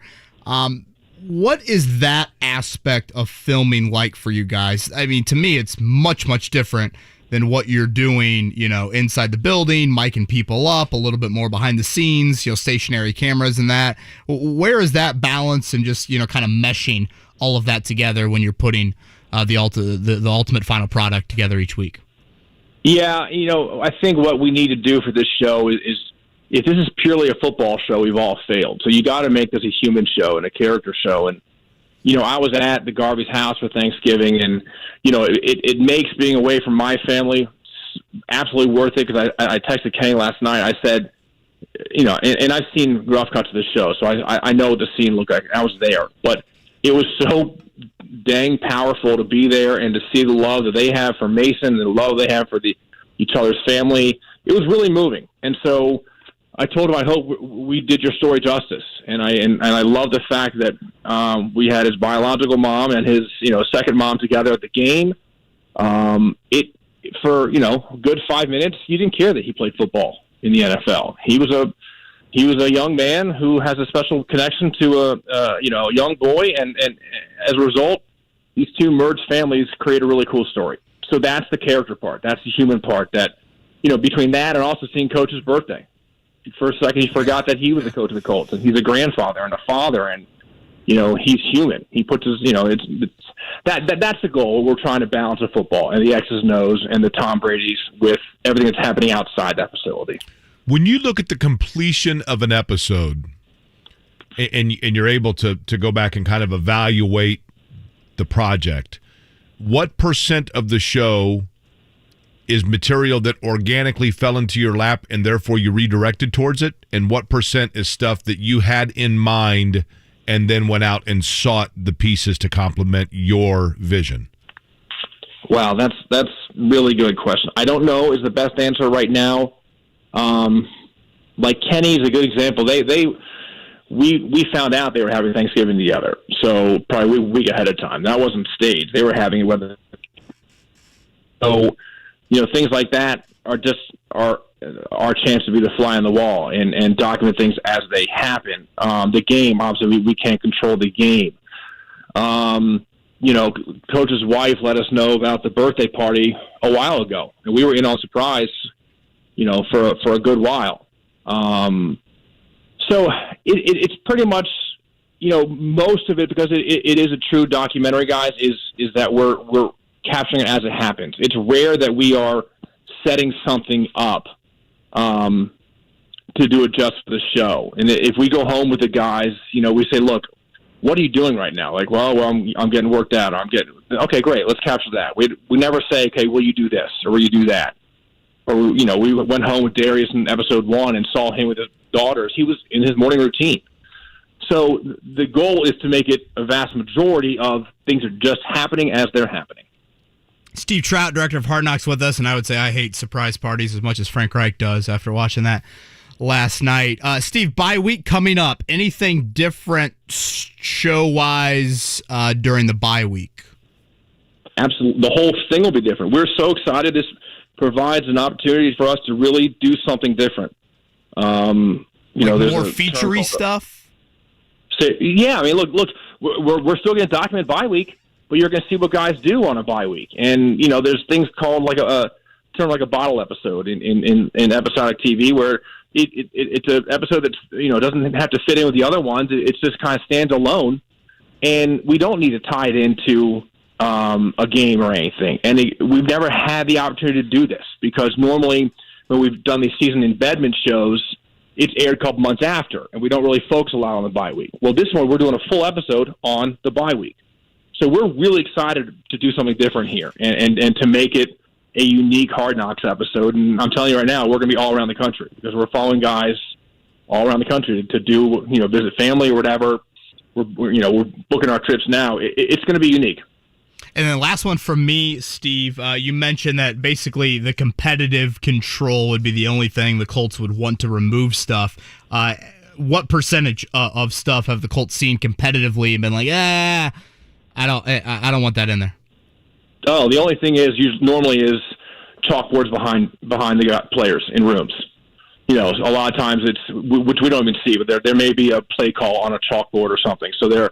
A lot of times you'll see us either blur the wall behind them, but it's never a scene or anything like that that's taken out. It's just more stuff in the background. Steve, do you watch Seinfeld by chance? I mean, I know it's an older show, but you've seen Seinfeld? You're going to hate me. No, I didn't watch it. My wife, if she's listening, she loves it. I did not watch it. Don't judge me. Well, okay, no judgment, but there is, Kevin, you've watched it, right? Sure. I mean, not. There's an episode of Seinfeld where Jerry gets carpal tunnel in his hand because he's signing all his royalty checks for 12 cents each from the super terrific happy hour in Japan. Those for Kevin and I start rolling in when exactly? Oh, you're breaking up again. Hold on. Well, I'll tell you what. We'll give you that Indianapolis cell connection really struggling. We'll give you a week to figure that out, all right, Steve? You got it, guys. All right, always a pleasure. Steve Trout, the director of Hard Knocks on the Payless Liquors hotline. Time now for a big O Tires. Probably saving us for the end of those checks for the end of the year because they're going to use us again, right? Well, that's what I mean. Every time somebody downloads, last night I go to Basbo Pizza. I'm picking up a Basbo Pizza, right? And I walk in and the guy's like, "Oh man, I just saw you on Hard Knocks," and I'm like, "That's cool," because the last person to say that to me was at my gym. And I feel like I could eat the Basbo Pizza because I was at the gym the day before, right? Steve was asking about shots around town, Jake. I'm not familiar with this one. Jackie says the pink elephant in Fortville. I'm aware of the pink elephant in Fortville. Okay. That's Fortville, though. It's not. Does it have to be Indy only? Well, I think Indy is statewide. I mean, training camp is not in Central Indianapolis. Indiana area? Yeah. What about the big muffler guy across from Busch Stadium on 16th Street? I love that. Big O Tires, by the way, SportsCenter update. The SportsCenter update on 93.5 and 107.5 The Fan is presented by Big O Tires, the team you trust. All right, the Pacers was a tough one last night. I guess stop if you heard that before this season. 114-111. Honestly, just a horrible call to end that game. Chris Duarte, a layup with about 5 seconds to play, and he gets fouled on. No call. Kevin Herter clearly grabbed his jersey. No call there. The Hawks are able to hit 2 free throws the other way and hold on and beat the Pacers. Rick Carlisle on another close loss. We all have to step it up. I mean, the coaching staff has to step it up. We're going to be grabbing you guys individually and in groups and showing you more film and showing you, because we're a team with really zero margin for error, and we've got to compete for every inch and every little edge that we can get. Hold on, did he say he's got to grab us and start watching film? I think he was referencing that they watched the first half after the game last night. I think he was referencing that. I don't think he was like, we need to grab Pat Boylan, Scott Agness, and James Boyd and go watch film. Yeah. I mean, I'm down for it. Rick Carlisle might have been like me, awake at 4 o'clock in the morning, right? I would say that's fair. 50 minutes after the game ended is when he walked into that media room again. They rewatched the first half from last night.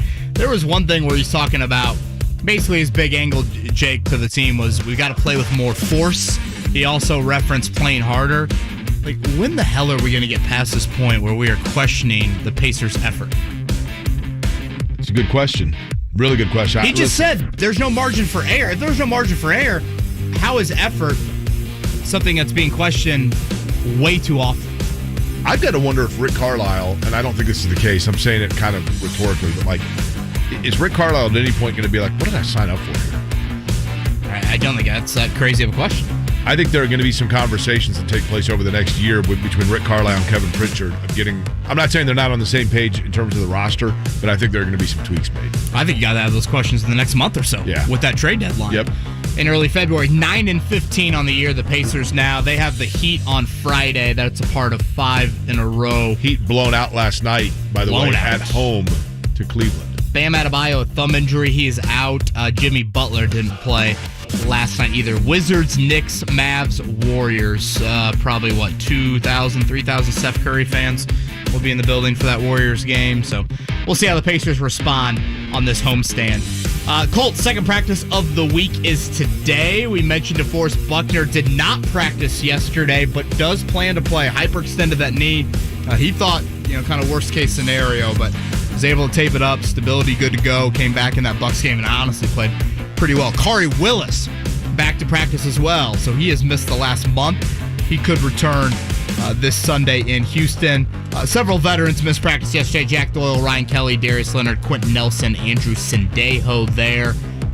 So we'll have to see how that plays. By the way, if DeForest Buckner went to a Pacer game, right? One of those games you just mentioned. If DeForest Buckner went to the Pacer game and was sitting in the front row, but Miles Turner, Goga, and Domas Sabonis were lined up on the floor, do you know why it would be hard to see and evaluate whether or not Buckner looked okay with his knee? I don't know where you're going with Sometimes it's challenging, Kevin, to see DeForest through the trees. I had a feeling it was a tree didn't sleep reference. last night. Like I said, all night. I was up all night. This stuff's running through my head. How long have you been waiting to pull that one out? Actually, just came to me right I there. mentioned Buckner in the first Sports Center, and you didn't go there. This is the neuroticism you signed up for. This stuff just comes to me, and then... Is that ink dry? Did I really sign up for that? The Colts, Paris Campbell came up yesterday in the press conference. He could come back this season. They're kind of targeting potentially Christmas. So that would be 3 games left in the regular season if the Colts get him back. It'll be Tyrod Taylor, the opposing quarterback, this Sunday, not Davis Mills. The Colts are favored by 9. Hey, Jake, this is from Alan Alford.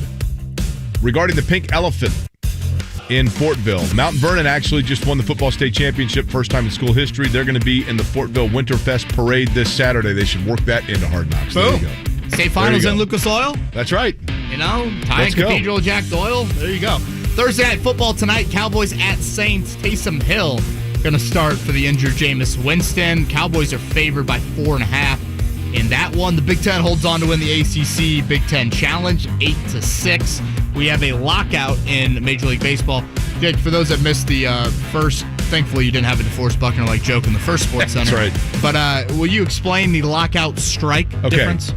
You have the players that are employees, right? You have the owners that are the bosses. They have what's called a collective bargaining agreement, which is just a thing where they all sit down and say, well, we'd like to get paid this much, and we'd like you to give us this much money, and we'd like to share this much money with you, etc. And so that collective bargaining agreement expired at midnight, 36 hours ago or whatever, and they were not able to come up with a new agreement. So a strike is when the employees say, we don't like the conditions, so we're not coming to work. This is not a strike, it's a lockout, which is where the owners say, we don't like the conditions in which you say you want to work under, so we are locking you out of baseball until you can decide you want to come better to the bargaining table, and then we can talk about what we want to do moving forward. I know deadlines, thank you for that. I know deadlines spur action, but it does seem like these two parties are extremely far away. And maybe I'm going back to the pandemic season and that. One of the big things it comes down to is the baseball players have said, listen, we're seeing too many guys that are getting minimal money in their young years when they are at their best, and then when it's time to cash in, they're not getting the huge payoff. The upper it kind of looks like society itself in the fact that the players feel like the 1% are getting all the money and everybody else is kind of getting left behind. I'm not saying that's how society is. I'm saying you hear that comment a lot from people. So baseball doesn't have a hard salary cap like other sports do. And so I think it just comes down to how the money is distributed and how much the players can get from the owners. And you are correct. They seem to be very far apart at this point. Big Ten slate opens up for Purdue. It's tomorrow night. They will host Iowa. They beat the 7-0 Hawkeyes. They will be the number 1 team in the nation next week. That is a 9 o'clock tip up at Mackey. I will say this a lot throughout the year, Jake, and I know for a non-Purdue fan, this might be easier for me to say than a Purdue fan. I really hope the fan base can enjoy these next 5 months, because watching this team is something that do not take for granted. I'm thinking back to those Notre Dame teams that made a couple Elite 8 runs, and just watching them play, and now watching the current run of the program. They've got everything. They've got everything. They can wear you down. They've got an elite player offensively. They can take over games late in the game. They could. I'll tell you, Trevion Williams, it's worth the price of admission just to watch Trevion Williams passing the ball out of the top of the key. God, he had a backdoor the other night that was just, how does he see that? I know. Very good player. IU Nebraska. I forgot Nebraska was in the Big Ten. That is noon on Saturday. IU then is at Wisconsin next week. So, Jake, you look at these first 2 Big Ten games before they get back to the non-conference schedule. Home to Nebraska is probably your easiest Big Ten game. At Wisconsin, I'd assume, is one of your harder. But, both of those games have been slip-up spots for Indiana in recent years, right? Yeah. Nebraska in your own building. I get it. I get it. Come on. Cannot be losing those. Big Ten title football Saturday. Lucas Oil Stadium, 8 o'clock. Iowa and Michigan. It's still shocking to me. The first Big Ten championship appearance for Michigan, the second for Iowa. Neither program has won a Big Ten title in 17 years. I'm looking forward to just being downtown and being in the environment. You know what I mean? Oh, yeah. I'll be downtown Friday night as well for the Pacers because they are at home on Friday. Speaking of them, we're going to talk about them with Scott Agness. We're going to do it next. It's Kevin and Query, 93.5, 107.5 The Fan. Looking for the perfect holiday gift? Shane Company has the largest selection of fine jewelry available now and ready to go. While retail jewelers are running low or completely out of stock, you can rely on your friend in the jewelry business. My grandfather started sourcing diamonds overseas in 1929. Because we pay cash at the source and work with partners we've had for generations, we have more unique fine jewelry on hand to choose from than anywhere else, whatever your budget. Our gemstones are natural, selected for their beauty, and our jewelry is crafted to our superior standards, which is why we're able to offer a free lifetime warranty. Visit our store or check out our online gift guide. Shipping is fast and free. Knock it out of the park with a gift that'll light up the holidays. Now you have a friend in the jewelry business. Shane Company and ShaneCo.com. All right, on the hotline with us right now is Ryan Kelly, the home loan expert. You can call his hotline, 317-550-1515, or go to thehomeloanexpert.com. And Ryan, your home loan expert team is always coming up with helpful ways to take care of Hoosiers. Tell me about this new union loan that you're offering. Absolutely, Big Joe. We sat down and we looked at all of our closed loans. We looked at what the borrowers did for a living. What was their occupation? And we found a large percentage of our past clients work in union, whether that's a government union, a teacher union, a grocery store union, auto union, drivers, truckers. I mean, the list goes on, but a high percentage of our past clients work in unions. And that's why we created the union loan. Pretty easy. If you are in a union and close a loan with the home loan expert team, at closing, we give you a $500 gift card. That's how we say thank you. Purchases or refinance, any loan programs.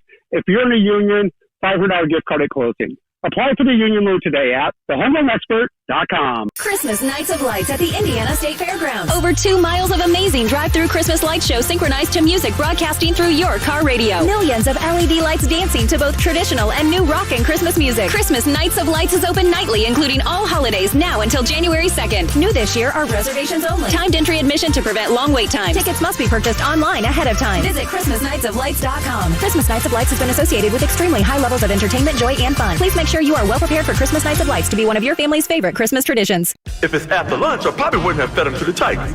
I get a little ornery when I'm hungry, and timing is everything, people. That's why my Sportsbook app has live in-game betting for football. I don't care if the game has already started. If the time to make your move is in the second half, go for it. Caesar's got to. Caesar likes to move freely. That's why I'm partial to the total. Must be 21. If you or someone you know has a gambling problem and wants help, call 1-800-9-WITH-IT. Previously on the Colts versus the Texans. Tyquan Lewis, first sack of the ball game for the Colts. Harris Campbell, touchdown! Noelle Cox with a score! What a run! Jonathan Taylor, touchdown! Jonathan Taylor! That was fun. Let's do it again. The Colts are in Texas to take on Houston Sunday. Pregame starts at 10. Matt Taylor with a kickoff at 1. Your home for Colts football. 93.5 and 107.5. The Fan.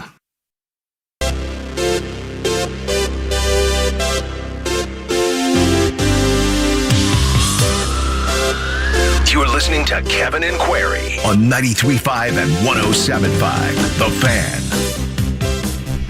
It is Kevin and Query, Kevin Bowe and Jake Query running on fumes this morning, admittedly. And honestly, the first 90 minutes have gone better than I thought. Now, I was going to say, can you realistically, for those that are just tuning in, where have you been? But last night... Well, people do have things to do in the morning. I know. Last night, my insomnia... It wasn't total insomnia, but I woke up at like a little after 4 and I was wide awake. And then you start, well, okay, now if I fall asleep now, I'll get an out, and then finally you just punt, right? Mind game. Yeah, it is, definitely. And so at any rate, this will happen to me periodically. You've been forewarned 4 times a month or so, where I have a sleep deprivation day. Now, 4 times a month's about 15% of the shows. That's a large chunk. Okay. I'm just saying, though, from your standpoint, has it been an overly bumpy ride? Have you have you had the ability to freely move about the cabin? Well, yeah. Let's keep that between me and maybe off air. We can have that talk. That's not really the answer I was hoping for. Couple turbulent moments there.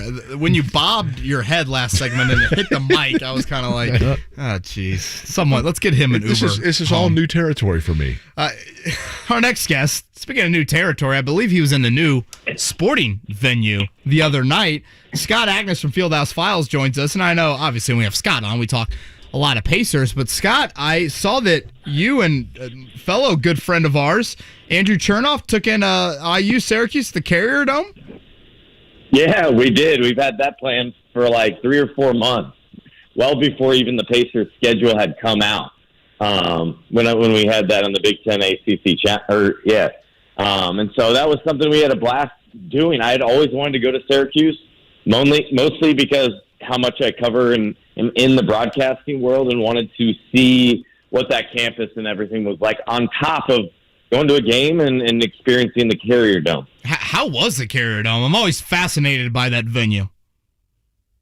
So my opinion is pretty well known, I think, in terms of putting basketball in stadiums. It's just not a good experience, and that generally was the case. I mean, the student section sat for half the game. There wasn't much of an atmosphere. It felt like 15,000, 16,000. I think they announced 21. Sightlines are never great. So it was fine. It was mostly something I just wanted to do. It was not something I'd look forward to attending necessarily again. Now, I would wonder how much different it would be, say, if IU was much more relevant, if they were a top 5 team, if they were like a Duke coming in right now or a Purdue coming in and something significant felt like it was on the line. Whereas both teams, it was a fun game, but clearly both teams still have a lot to work on. How are the fans? I always wonder that about opposing teams, how they treat the visiting fans. How do you grade it? So where I was, it was Andrew found some season ticket holder that would sell their seats. And so the people around us were terrific. We were having fun conversation about the teams back and forth, about Boeheim's kids a couple times, or how Trace Jackson Davis, we all thought Trace was done for the year from what we saw. Totally. With him down on the floor. I was watching him down with Tim Garl on the bench and things like that, and I was just thinking the worst, so were they. And then they became that fan that was just annoyed with that injury. Like, was he faking it? Like, what went on there? And things like that. But they were very, very nice. Let's shift to Trace Jackson Davis's father's old team, the Pacers. Fieldhouse Files, of course, with Scott Agness covering the Pacers. Listen, Scott, Kevin and I were talking about it earlier. Is the sand moving through the hourglass already on, I'm not going to say Rick Carlisle losing this team, but on this team perhaps even losing the fan base for this year and just not being able to put themselves in a position of any stability for the season? Yeah, I think there's by no means is Rick losing this team, but what it has been a little bit more surprising is the fact that this team has not come together as quickly as I think he would have hoped. I mean, I know KB's probably terribly frustrated by this, but how many more press conferences are we going to have that are all about playing hard, being tough? Like, those are expectations for any team. It might be his rec team over at St. Pius. Like, of course you need to play hard. I even asked him about the end of the game last night and how things were used a little bit and not playing through Sabonis. He's like, yeah, I can't argue with that. But anyway, it's about playing hard.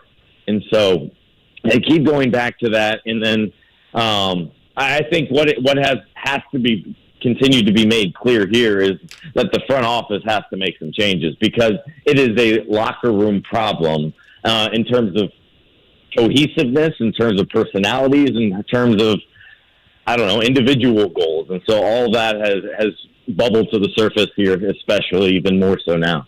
Yeah, I couldn't agree with I agree with all of that. Scott Agness, Fieldhouse Files, joins us here on Kevin and Query. And Scott, about 50-minute wait on Rick Carlisle last night to get into the media room.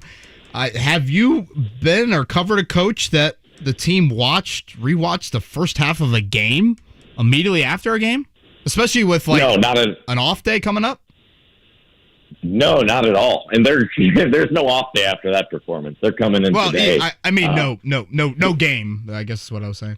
Sure. No, I totally get your point. But no, not where they'll go back and watch that. Usually, a coach might need a cool-down period. He might want to go back and watch that last play on Duarte. So when he's asked about it 2 or 3 different times about was there a foul, how did this player then react, those type of things, and they have a better understanding and not like, well, I need to watch the film, I'll get back to you.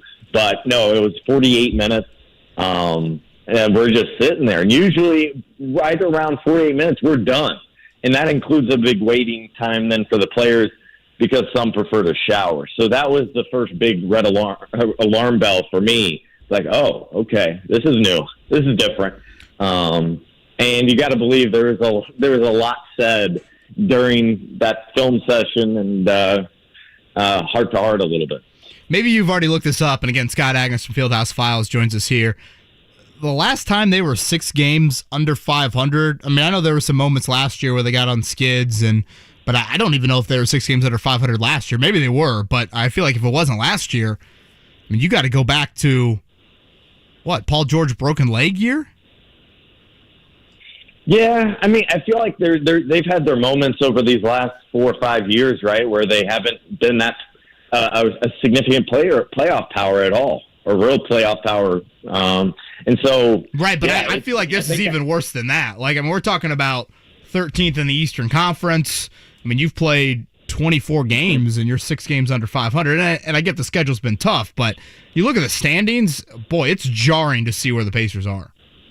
It is. They're 2 spots from the bottom with teams that you do expect down there with Detroit and Orlando, but not the Pacers. But right above them is Toronto. But the Pacers are not in a good spot. And I wrote last year about the kind of that there was a dent in the armor for the Pacers. There's a crack in the foundation.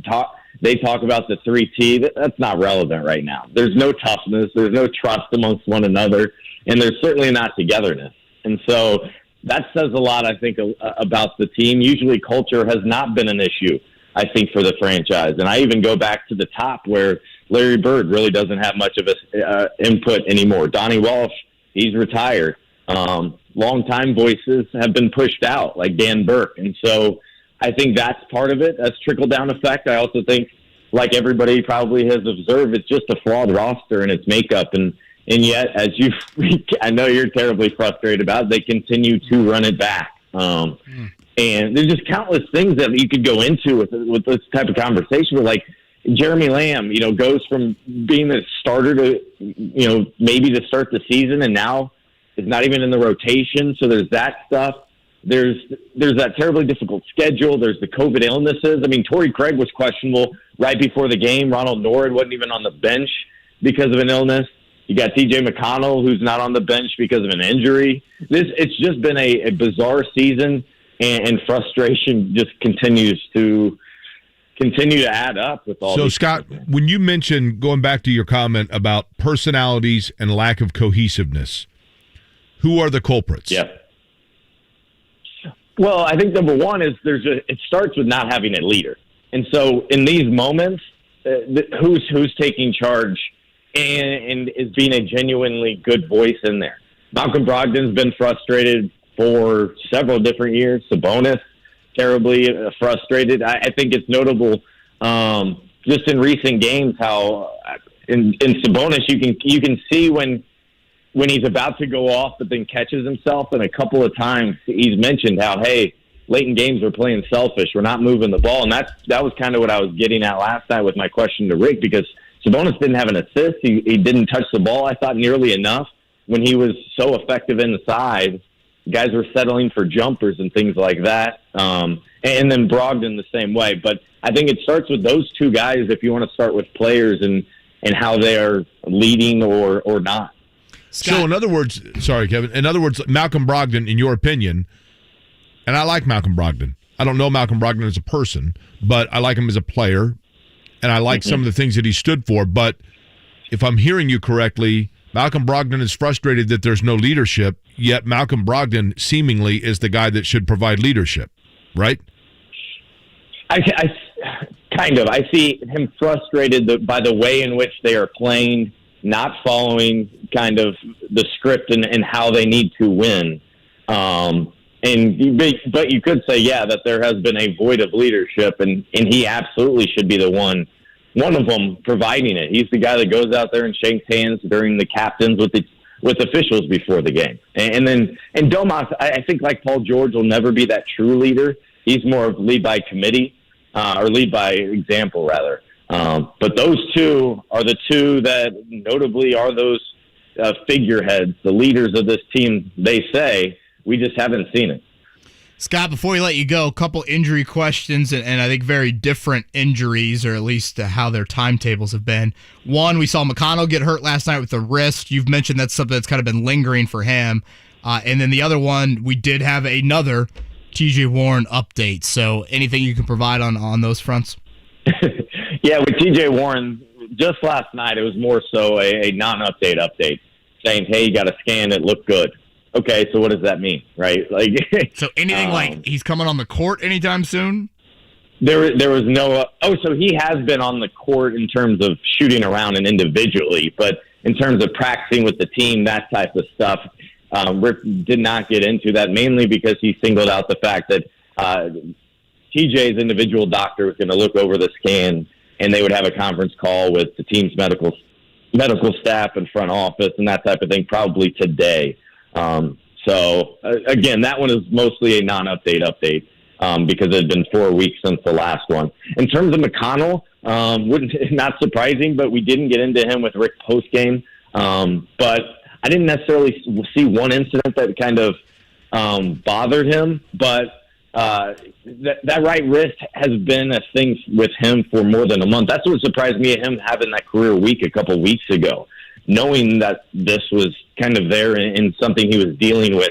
But he didn't return to the bench, which I thought was a little bit unusual, especially for very much a team guy like TJ. So I got to wonder if he was doing something back there, maybe with a team doctor, getting more scans. But I can tell you, none of the three athletic trainers were back there with him. So it's not like he was getting taped up or treatment and that type of thing. So that's something I'll certainly ask about here today. At Scott Agness, that's Agness, at Scott Agness on Twitter, fieldhousefiles.com, where you can read more about the Pacers. Scott, appreciate it, and look forward to talking to you again. All right, thanks, guys. Get some rest. Thanks, Scott. I'll try. Carrier Dome, bucket list for Scott Agness. Apparently a bucket list that didn't live up to the hype necessarily. No, I could see it being almost like too big. Yeah, that's the problem. Not a very intimate atmosphere. It's just cavernous, right? I mean, and they were 3-3 on the year, so the student section sitting for half the game. You want to know a really unpopular opinion? I feel that way about Lucas Oil Stadium. Like, I think Lucas Oil Stadium is too big and cavernous, and as a result, I'm not saying it's not a cool place to watch a game, although I think it's very bizarre in the way it's laid out, but I think the intimacy and the overall raucous atmosphere, and admittedly, I'm spoiled because I was at the RCA Dome for so long, but the RCA Dome was so compact, I just think that there was a more intimate fan experience, and Lucas Oil Stadium is more cavernous. I mean, I've been fortunate to go to many road venues around the NFL. Lucas Oil Stadium is one of the quieter stadiums. Right, because it's just, and you know In what the else NFL. was like?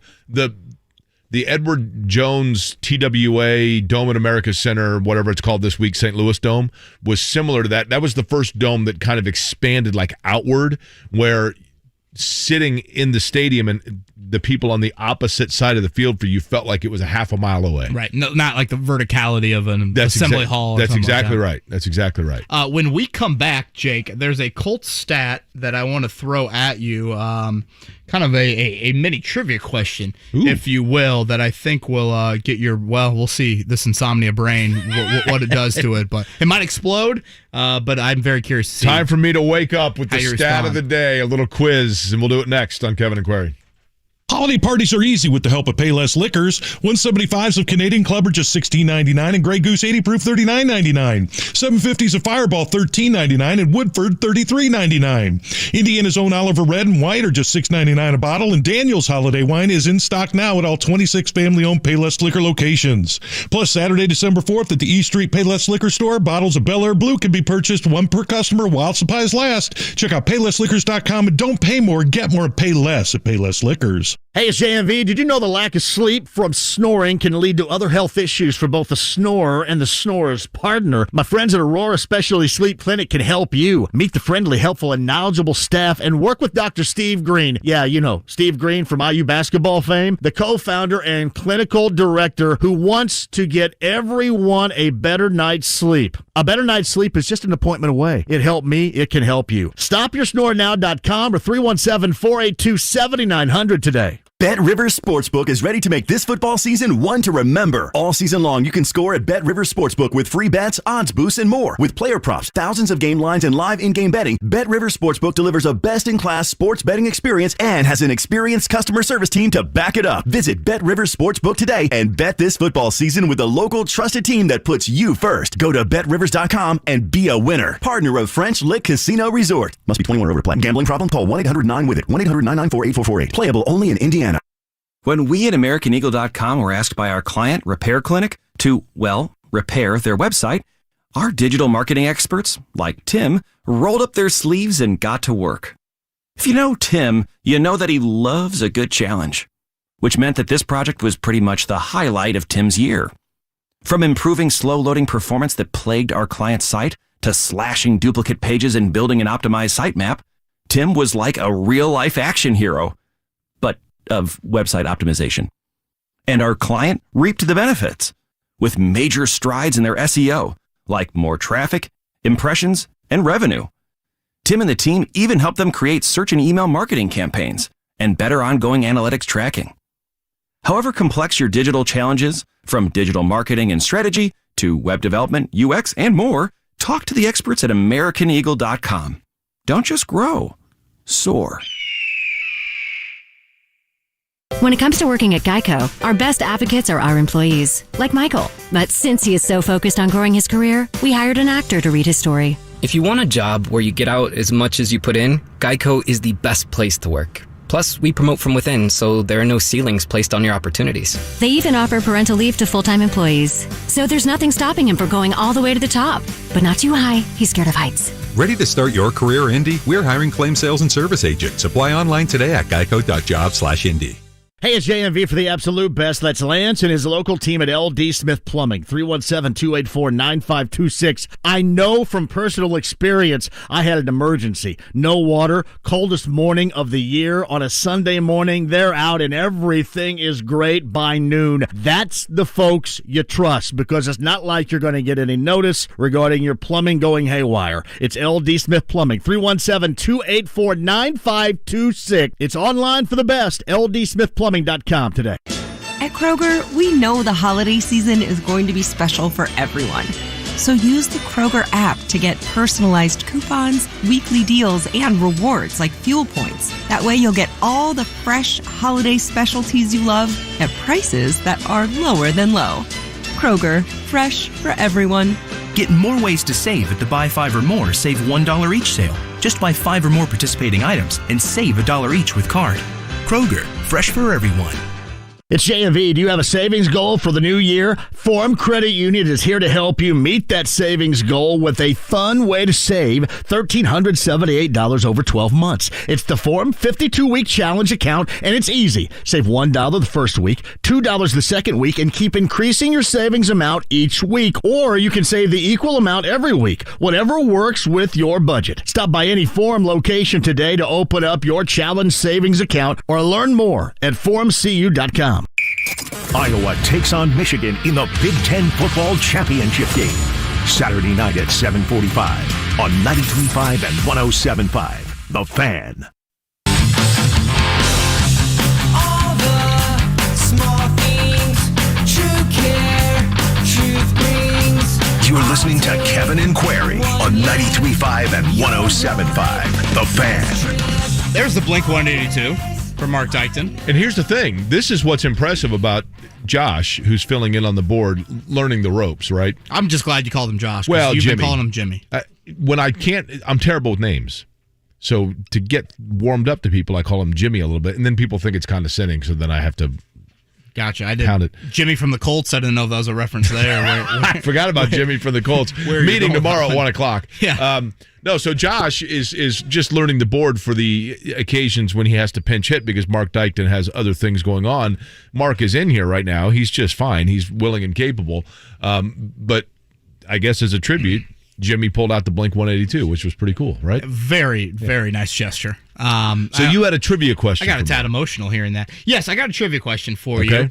And this, wow, I read this and was really shocked by it. Jonathan Taylor just named Offensive Player of the Month in the AFC in the month of November. He was also the Offensive Player of the Month in October. 556 yards for Jonathan Taylor and 8 touchdowns, by the way, in the month of November. There are 2 other Colts players, Jake, that have won multiple AFC Player of the Months. Excellent question. In team history. Now, if I may, are you saying in Indianapolis Colts history or team history? Let's go with Indianapolis. Okay. There are 2, you said? 2. On back-to-back months or just twice? Just 2 over the course of September, October, November, December. Okay. The obvious answer, let me, if I may, and then I will wager my 2 guesses. The Colts have won 1 Super Bowl in Indianapolis. Of the 2 players, how many of them are before and or after that Super Bowl? 1 before, 1 won the Super Bowl. 1 in the Super Bowl year, you're saying? One a Super Bowl. Okay. My first guess then would be Marshall Faulk. No. Okay. My second guess would be, okay, the Super Bowl winner, the obvious answer is Peyton Manning. No. Okay. Which, that right there, I'm like, this got to be a misprint. Edgerrin James. No. Marvin Harrison. No. Okay, I don't know. Give me the. All right, how about this? Dominic Rhodes. How about this? Jonathan Taylor's the only offensive player. Oh, I thought you said offensive player of the month. Right, just player of the month. Could be defensive or special teams. Okay, sorry about that. I thought we were talking specifically offense. Yeah, but none of those guys won it. Okay. Like Peyton, I mean, that Bob to me Sanders. Shocks me. Bob Sanders, no. And then we'll just give the answer so that it doesn't get too laborious of me just sitting here asking, guessing, wagering guesses. The other one you said was pre-Super Bowl? No, Bob. It's not Bob. I know, but you said one player was before the Colts. One before the Super Bowl and one was on the Super Bowl team. Okay. The one I will wager one other guess on the pre-Super Bowl team and then be done with it. I will guess Ray Buchanan.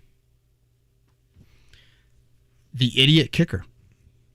Really? Both times? One time, Super Bowl winner, Robert Mathis. So Mike Vanderjagt and Robert Mathis are the only 2 Colts before Jonathan Taylor to be a player of the week Player of the month. Player of the month, excuse me. Really? Okay. Multiple times in a season.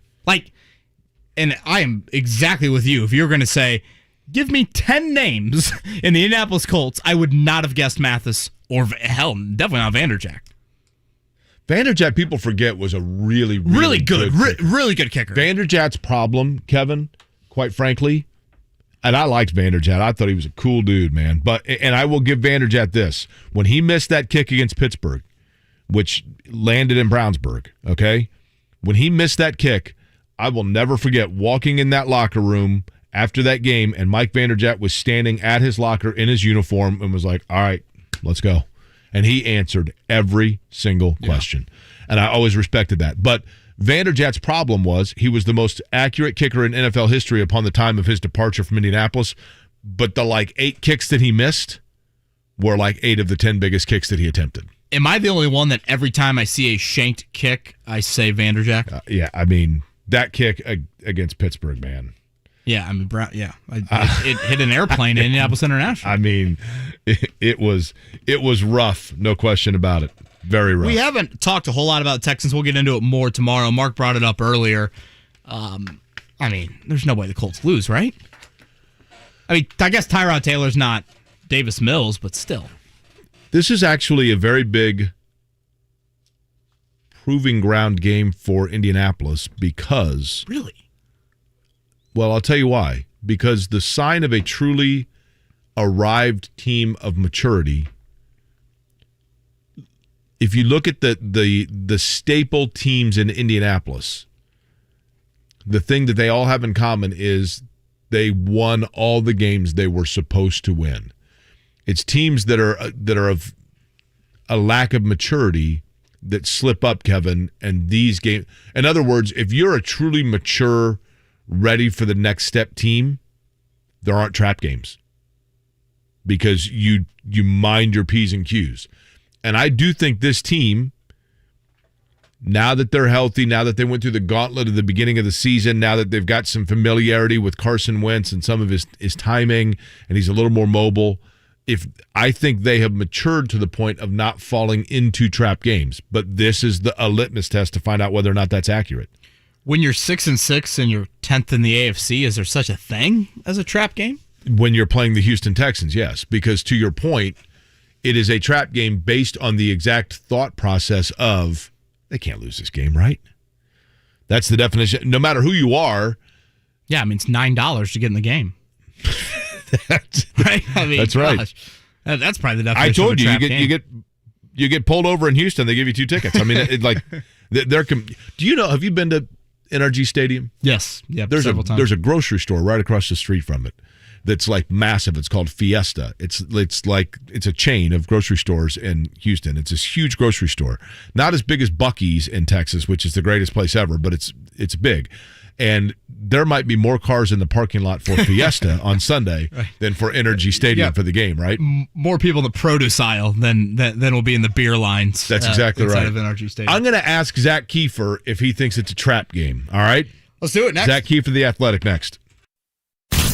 School is in session. The great Sean Salisbury. You ever thrown the ball 26 straight times in an NFL game? I haven't done that even in our Thanksgiving Day Turkey Bowl with friends. I don't think it's conducive to championship football when you got the best runner in the league going for you right now. As I went to counting one by one, I was like, at some point in time, they got to hand it off, right? I didn't understand it, to be honest with you. Dan Dockage, weekdays noon to 3 on 93.5 and 107.5. The Fan. This hour of The Fan is fueled by Wheeler Mission. Neighbors experiencing homelessness this holiday season need your donation today to provide food, shelter, and care to Hoosiers in need. Please donate now at wheelermission.org. Ryan Kelly is the home loan expert. He's my expert also. I called Ryan several years ago, and we've done a couple of refinances together and even discussed a third before we decided it wouldn't be beneficial at this time.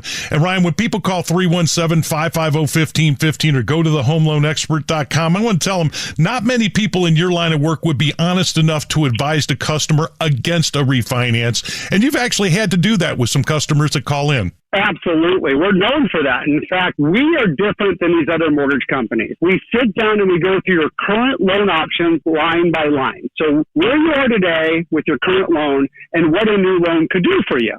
lowering the rate, saving the money, all of that. Then we review the loan amounts, the costs, everything that's involved.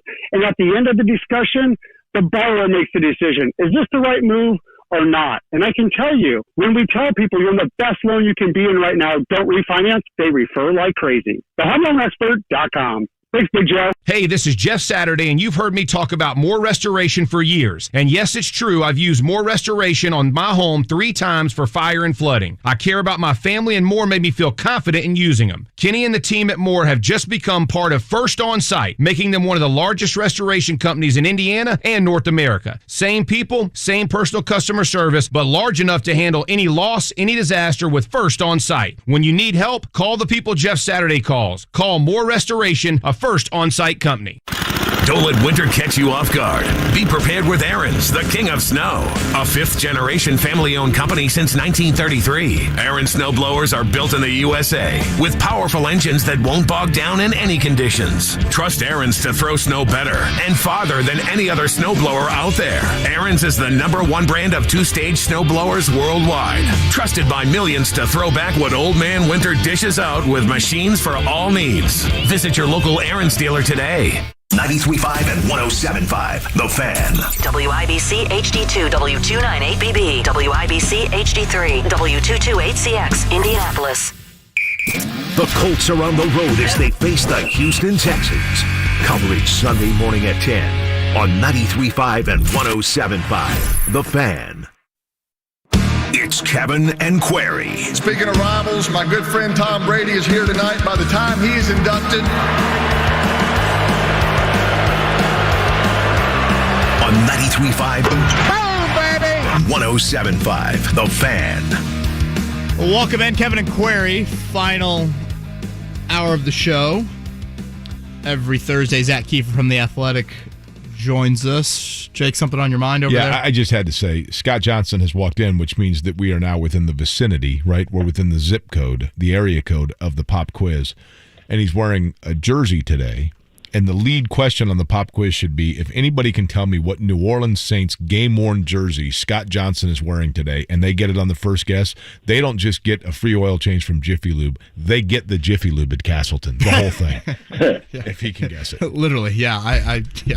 If you thought the Jonathan Taylor trivia question was hard last segment, you haven't seen anything. I realized like that I'm in a sleep-deprived dream, but he walked in on that, and I thought, okay. Yeah, you were getting ready to hallucinating. Help me out with something, and you just stopped what you were doing. Like all eyes towards Scotty Johnson. Zach Keefer, why the Colts will make the playoffs this season and why they won't. That is his latest up on The Athletic. Zach, when you were formulating this article, did you find yourself with more reasons, or I should say easier reasons, of why they will make it or why they won't? I would lean towards the latter. I mean, they got to be, maybe my colleague Stephen Hoyer summed it up best on Sunday night late in the press box. He said they had put themselves in a position where they have to be just about perfect the rest of the way.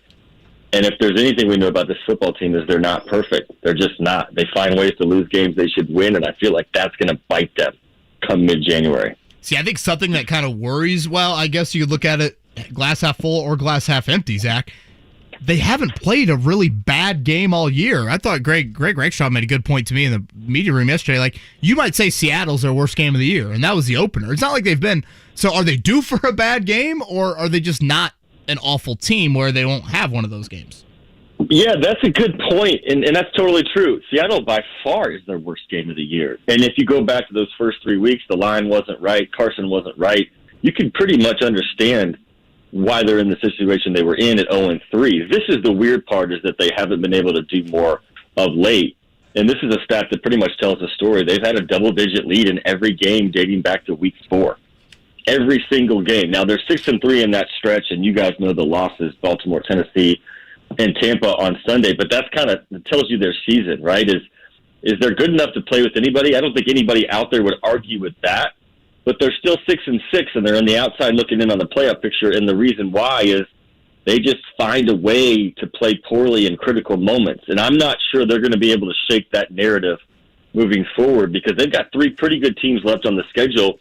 And really, I did the math, and if this team wants to make it, they pretty much need to go 4-1 to not have to sit on, the Sunday of Week 18 and basically look at every single scoreboard. If you go 4-1, you're going to get in.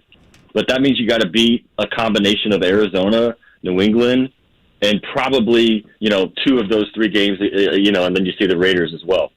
Hey, obviously the best case scenario for them, Zach, would be to go to Arizona not needing that game. I don't see how that's going to be possible probably, but that would be the best case scenario. But a lot of that depends on minding your P's and Q's. Kevin and I were just talking about this. I want your input on it, Zach Keefer, and that is, I feel like mature teams, and you have covered some of these teams that fall into this category, Zach.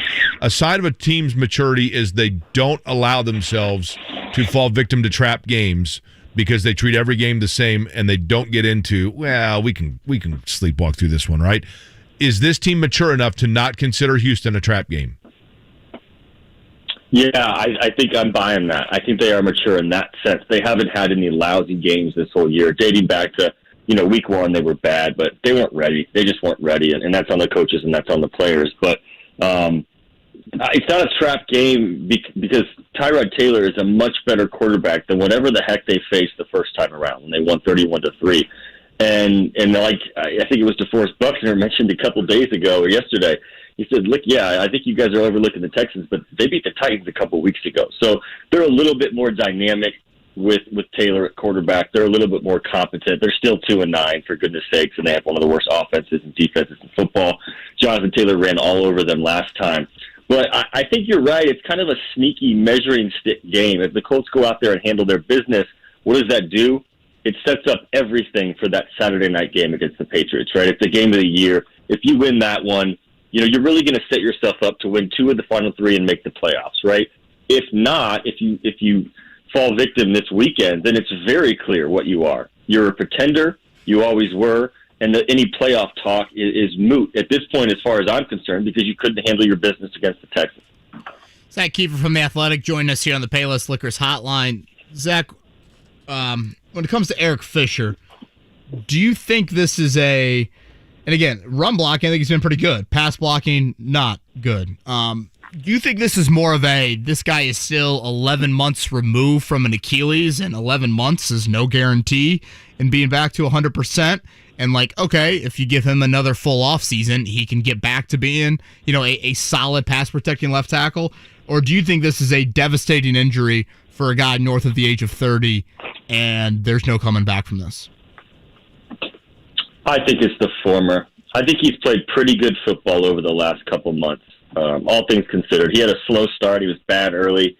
He's had some whiffs in the passing game. There's no doubt about that. He had a play on Sunday that, you can rank right up there in terms of cost them a game. Because I think if that doesn't happen, they get at least 3 there. And the way they were moving the ball, they'd move the ball 40 yards. They'd probably get 7 there. And I think they're probably 7-5 on the season if that play doesn't happen. So the stakes were high. He's been really good in the run game. There's a reason Jonathan Taylor has been blowing up of late. It's not just Jonathan Taylor. The line has been playing exceptional, especially on the left side. And Quenton's been banged up as well. So Fisher does deserve some credit. I do think the Achilles really, really slowed these guys this year. I think it was very obvious in training camp and early in the season that Marlon Mack was not Marlon Mack, at least what we're used to seeing. And then Fisher, in a totally different body type, just wasn't right. And he played really solid football for a team that threw the ball 1 million times a game at Kansas City. So he was used to the high-octane offenses and being out there for a lot of pass sets. And it's just a tough predicament the Colts are going to find themselves in the spring because Fisher's going to want money. And I'm talking serious left tackle money. Now, not top 5 because he hasn't performed at that level, but without a first-round pick, do you box yourself in and go for the draft and just think left tackle in round 2?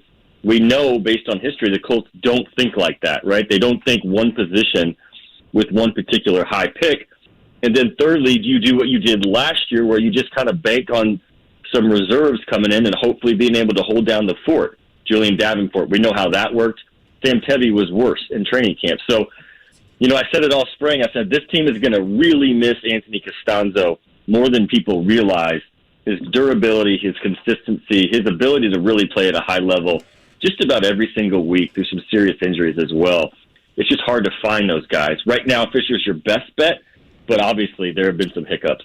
Zach, does Zach Keefer's our guest from The Athletic talking about the Colts. Does, parlaying off that Fisher conversation, does Fisher's health and or availability have implication on how much they are willing to invest long-term in Quenton Nelson and the significance and importance or priority of Quenton Nelson? Is that somewhat dependent upon who's next to him and how much they're paying that person?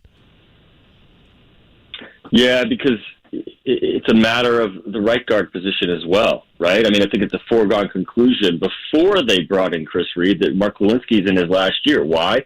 Because you can't pay every single member of your offensive line top dollar. You're already paying two of them, Braden Smith, Ryan Kelly.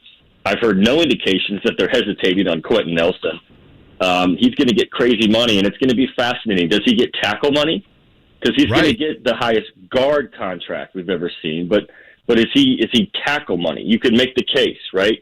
And that's going to really put them in a tough spot because we're going to see a team for the first time in NFL history really have to weigh how much they want to pay their offensive line in terms of paying like huge contracts to 3 or 4 of those positions of the 5. And that's just going to be tough. That means you're going to have to skimp at a couple of the positions, right guard for one. But then again, that brings up your question, right? What do you do at left tackle? Can you pay top left tackle money while also doing – I mean, you're going to have to pay other guys. You're going to have to go pay a receiver in the offseason, in my opinion, like an outside free agent type of thing this team's never done. So they're going to have to prioritize. But, you know, with Chris Ballard and Frank Reich, they are never going to move past the offensive and defensive lines being a priority. They're very stubborn about that. It's really in their DNA. So it wouldn't surprise me if they ponied up to keep Fisher and then paid Quenton and then figured out how to pay the rest because it's not going to be easy. They don't nearly have as much available money as they used to. Zach, we're about 1 year from Carson Wentz getting benched in Philly. It's pretty remarkable how he has definitely landed on both his feet here in Indianapolis. You had a great sit-down with him and an article up on The Athletic earlier this week. Try telling Philadelphia that. Say that again? Try telling Philadelphia that. Well, See if they enjoyed the story. I was going to say, Eagles fans on Twitter, whew, boy, that'll make you want to deactivate your account very quickly. Anything in particular stand out when you sat down with Carson? I thought, he was a little bit more candid than certainly he is with us. With us, it's very Andrew Luck-like on a weekly basis. I thought he peeled back the onion a little bit more. Yeah, I wanted him to peel back the onion even more. Quarterbacks, these guys are just extremely polished. They've been answering questions since they were in high school. There's nothing you can really get around to them. But, look, I think the takeaway I had was he was ready to get out of there. It just wasn't working for him. And Philly, to that end, is mad about that, right? Why did you quit on us? And I can totally understand that perspective. But the point of this story was to show his perspective, which hasn't really been told yet. I really wanted to see what it was like from his shoes. And I watched the tape of that game a year ago this week. He's in Green Bay. He's playing terrible. He gets benched, and he just stares. He just stares the entire second half on the sideline with his hands on his hips. And I asked him about that moment, and he said, look, I'll be honest with you, man. Like, I didn't want to think about the future, but I couldn't help it. I couldn't help think, maybe this isn't it. Maybe this isn't the best place for me. So, and another thing that jumped out at me is after the game, he's on the field with Aaron Rodgers for like 5 minutes, which is a really long time for those like post-game handshake things, right? Those are usually really quick. And I can only wonder what that conversation was like and what Aaron Rodgers said and what Aaron Rodgers was thinking about his own future, because we know what happened in the following months with his dysfunction with the Packers. So it's just fascinating. But, from watching Hard Knocks, from everybody I've talked to, both, on the team and in the building, like they're all in on Wentz. They love this guy. I had no indications that he's been anything of a problem in Indy at all. He's playing pretty well. I wouldn't say he's playing great. 21 touchdowns, 5 interceptions.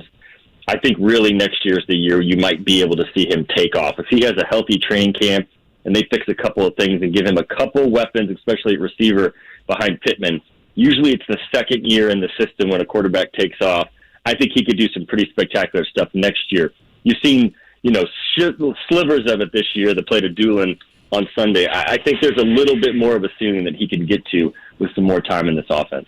Zach, you have covered a number of Colts teams over the years. both with the Athletic in previous stops, but you're a veteran of being around them. Is this the healthiest that you have seen them this late into the season? Yeah, I looked at this, and really, outside of Julian Blackmon, they're as healthy as you could really hope for. And that's now, with the bye coming, right? Yeah, and you got a late bye. And I'm not omitting Tyquan Lewis. They miss him on the line. But really, I mean, Quenton and Darius have played through their ankles, and maybe they haven't been at the 100 rating that you usually give them. Maybe they've been at 90, but Darius has taken the ball away 10 times, and Quenton's been really solid. And this team is as healthy as you could hope for. And the alternative is Tennessee. I'm not saying the Colts catch the Titans, but the Titans have lost 2 in a row. They are ravaged by injuries, and it's just something to keep an eye on. Zach, last one from me. We got this question on Twitter, and Jake and I had a conversation about it yesterday. I wanted to get your thoughts. John said, are the Colts getting the contract value out of Nyheim Hines this year? That's a totally fair question, and that's a totally legit question. Based on Sunday, it's hard to make the arguments that they are because the fumble was absolutely killer, and Nyheim knows this. And what you've seen over the last month and a half is a team go from a dual running back room to a Jonathan Taylor's a star, and we're going to give him the ball every chance we get. And you're paying a backup running back $6.5 million. He's also a special teams talent. But I can totally hear that question. I had no problem with re-signing Nyheim. He's kind of everything what you want to be about, and he gives you a really good insurance policy at running back if Taylor were to ever get hurt. But when you have a bell cow, it does come into question whether you should be paying a backup $6.5 million. I mean, he's making a lot more money than Jonathan Taylor, and I don't need to explain to you the values of each right now for this team. And the other thing, Zach, to me, and I like Nyheim Hines. I mean, I like what he brings to the table. It seems that holding on to the football has become a little bit of a bugaboo. But the thing about Nyheim Hines, to me, now when he's on the field and you're not going to him as consistently in the backfield, it's pretty obvious when he's in and Jonathan Taylor's not where they're going offensively on that play, and the defense isn't forced to be, you know what I mean? Like the defense, I think, looks at a more predictable lineup when they break the huddle. Is that me overthinking it? No, and that's the thing about what worked when they ran them both a lot. Right? They had the unpredictability. They weren't so focused on Jonathan Taylor. And this is something Frank Reich has talked about. Now, every team is game planning. Literally, it's the first name that's brought up in every defensive meeting when you're preparing for the Colts. It's how do we stop 28? And it wasn't really like that earlier in the season and certainly last year. And that's why you can see that guys like Nyheim have breakout games. And to be frank, he hasn't had one of those Nyheim breakout games in quite some time. I cannot even remember the last one. And that's telling. So that's what Frank is fighting, is the predictability of having a superstar, right? You've got some great young studs on your offense and Pittman and Taylor, but behind that, you don't have a whole lot that scares defenses. And that's why you're going to Doolin, and that's why you're trying to find someone else like Jack Doyle, who stepped up on Sunday. But teams they're just not scared of those guys nearly as much. And so you have to avoid that predictability. But as you know, they've had trouble with that. Zach, bye week coming up next week, so not that we need to give you the week off because you go out of your way to join us every Thursday, but we will definitely take next week off. We always appreciate the chats, and again, the latest why the Colts will make the playoffs down the stretch and why they won't make the playoffs up on The Athletic. Zach, thank you, man. Thanks, guys. Zach Keefer. Zach Keefer did the drumstick dash in 21 minutes. Did you know that? 5 miles, 21 minutes. Did he? Was he driving? No, you should have seen him. He showed up like literally everybody else is out there, and like I was wearing full sweats. It was awful weather, right? Yeah, it was 40 and drizzly. And Zach always, I mean, it's like, okay, well, this guy, I mean, he shows up at this thing. Yeah, I mean, he's and he says to me, "Oh, I haven't run in a while." A total ringer, right? "Oh, you haven't run in a while." It's like getting on the first tee. Well, I didn't hit balls today. It starts right there in front of Broderpool High School. It's the starting spot, right? And I would have gone into Einstein's and just called it a day. Well, there was one year that I ran to Broderpool Tan there, and I had my car parked and took off. People were like, "I didn't see your microchip time." Yeah, I don't know what those things were malfunctioning. Yeah. But Zach turned onto Keystone right about the time that I was just passing the Broderpool Tan place. He was already on. I mean, literally 4-minute miles. That guy. Unbelievable. That's absurd. Time, by the way, for a Big O Tires Sportscenter update. This Sports Center update on 93.5 and 107.5 The Fan is presented by Big O Tires, the team you trust. One thing I will mention, Jake, that Zach referenced, I still believe this team can actually get into the postseason with a 3-2 finish. I know we maybe talked a little bit about that. It's not a game you want to play, but I do think with the right wins in that 3-2 finish, if they're AFC wins, they could get in. Right. In particular, the AFC wins being the Raiders and the Patriots. All right, let's start with the Pacers. Okay, 114-111 last night. They get really jobbed. I can't wait for the 2-minute report. Should have been a foul called on Kevin Huerter to end the game as he pulled Chris Duarte's jersey on a layup attempt with 5 seconds to play, and the Pacers down 1. No call, and the Hawks hit 2 free throws. Actually, Brogdon, he almost made it at the buzzer to force overtime. 114-111. Now 9-15 on the year. After the game, Rick Carlisle gave his thoughts on the final play. It was unfortunate. Those of you that saw Huerter grab his jersey, pull him down, and pull the jersey down while he's going up. So that's clearly a foul, and I'm not sure why it wasn't called. But I was very disappointed. And even from where I was standing, it appeared that there was contact. So, it'll come out in the last 2-minute report. Jake, 22-year-old Jake Query, would he rather attend a 7 a.m. team meeting to hear his coach fired or lose an NBA game like that and then watch the first half of said NBA game for 50 minutes afterwards? I can assure you that 22-year-old Jake Query was dead set on the fact that Jake Query, certainly at 49, would never again be up at 7 a.m. for anything. Funny how life works, right? Right, yeah, exactly. So that's what the Pacers did after the game. They went back, watched the first half. Carlisle wanted to go through some things. Didn't feel like they were playing with enough force. I think that's in other words of saying they weren't playing with enough effort. And that, frankly, just pisses me off, Jake, that we continue to talk about that. I don't disagree. There are some real problems with the Pacers. And, is direction one of them? Is, as Scott Agness talked about, is cohesiveness one of, probably. There are a lot of things going on. And I will say, as I said earlier, a lot of times I think, man, what is the direction here? And I do have a lot of faith in the fact I think Rick Carlisle's a really good coach, and probably going to be some changes by the trade deadline. I don't know what they would be, but there are probably going to be some changes.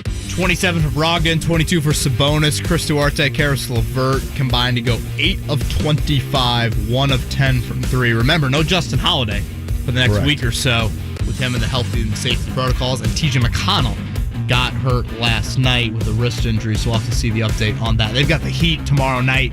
Our coverage will begin at 6:30. It's a 7 o'clock tip. Good news for the Pacers in that regard when you talk about Justin Holiday not being out there.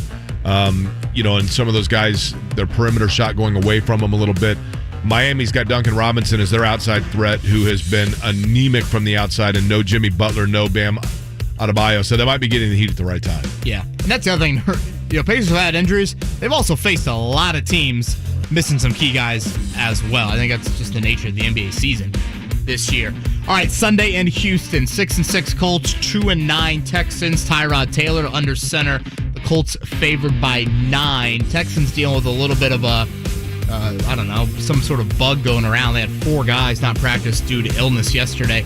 None of them COVID related, at least as of now. The Colts had a lot of veterans miss Wednesday. DeForest Buckner was one of them. Still plans to play, though, this weekend. Khari Willis also back, so an important safety for the Colts as he's missed the past month. He returned to practice.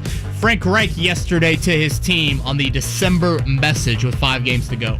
We acknowledge it today. The margin of error in these last 5 games is slim. It's a slim margin of error. So what do you do about that? You prepare and you focus and you just keep getting better and build the momentum so that we're playing our best football in December and then going into January. Just get in, just do what it takes to get in and feel like we got the kind of team that can go somewhere. I kind of laughed at Frank Reich a couple of weeks ago when he said, "Why not us?" I'll be honest, man. They're healthy.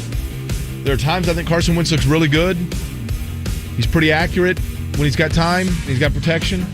Why not them, right? We talked about this with Stephen Holder earlier in the week, Jake, when Reich used the phrase like, I'm super encouraged about the direction that we're going in right now. It's a lot of Monday coach speak in the NFL, but I sat back and thought to myself, wow, they have had 9 straight games of double-digit leads and all of that. Like, there are other 6-6 football teams you don't say that about.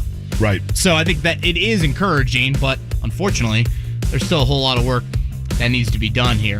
All right, moving over to Thursday Night Football. Cowboys at Saints tonight. The Cowboys are favored by 4.5.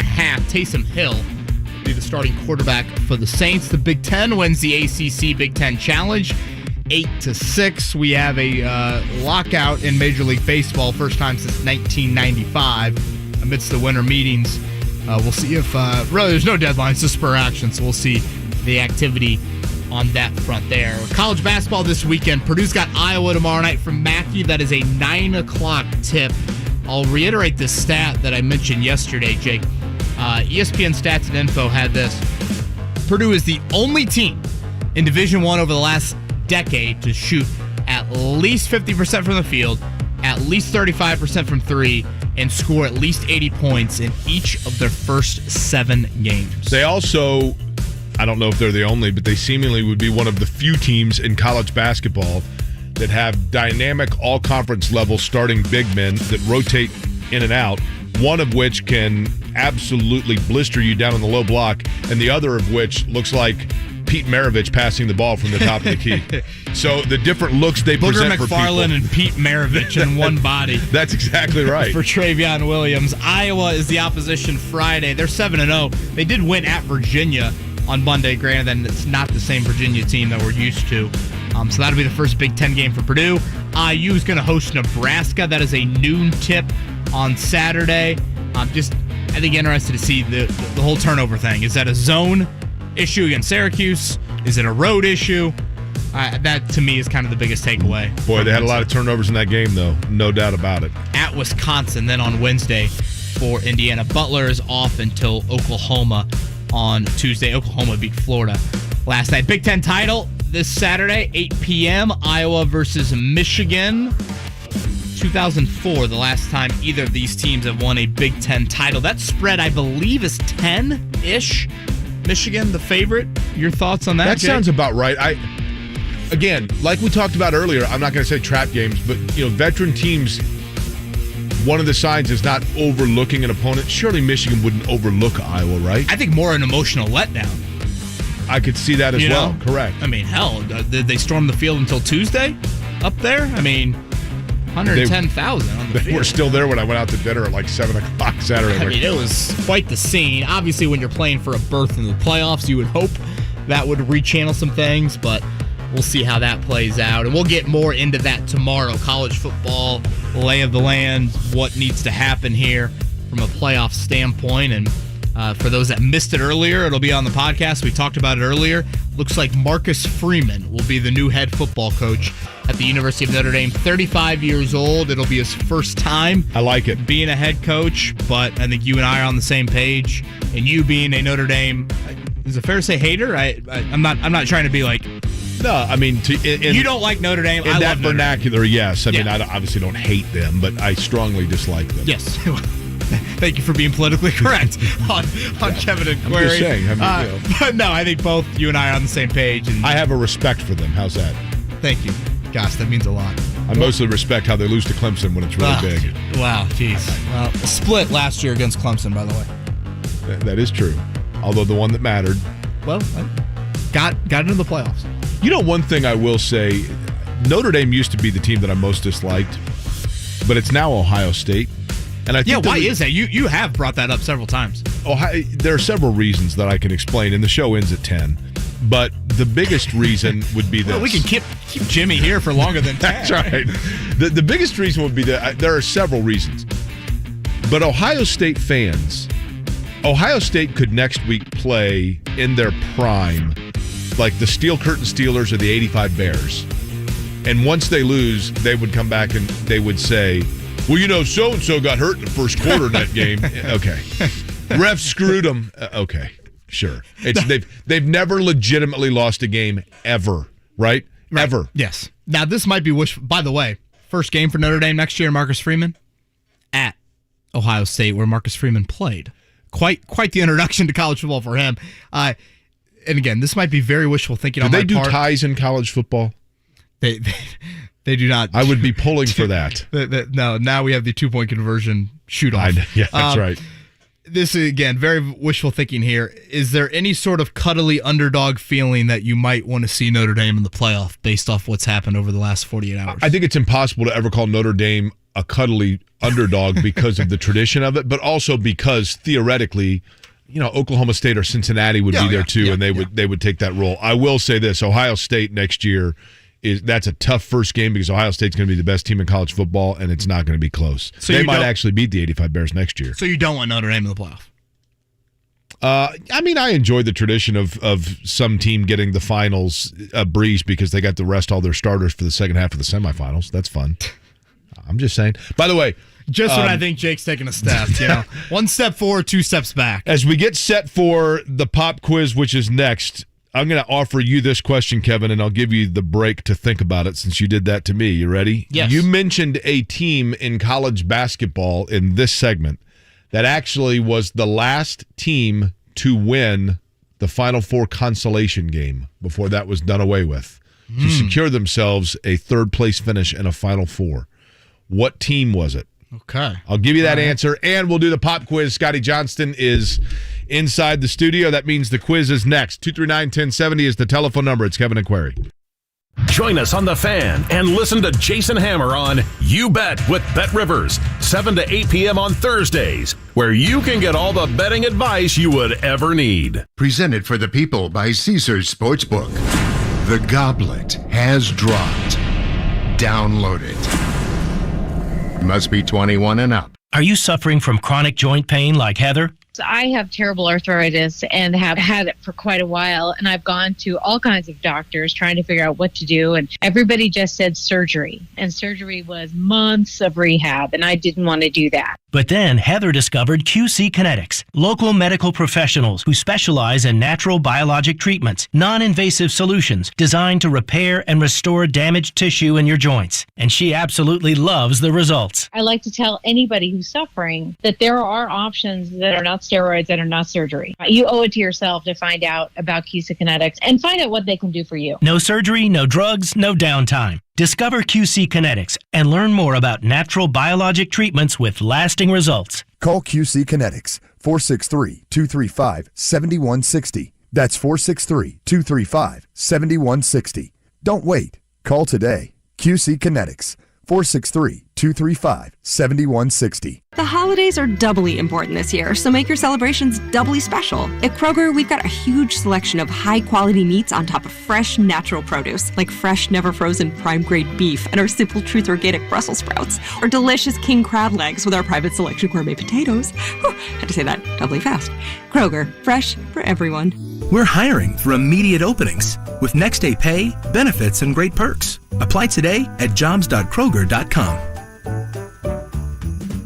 PropSwap is America's marketplace to buy and sell sports bets, and they've got a slick new-looking website and app. Check out the new PropSwap.com, which is filled with fresh features like filtering tickets based on value. You can browse the activity feed to stay in the know. And there's a loyalty rewards program that turns sales into extra cash and much more.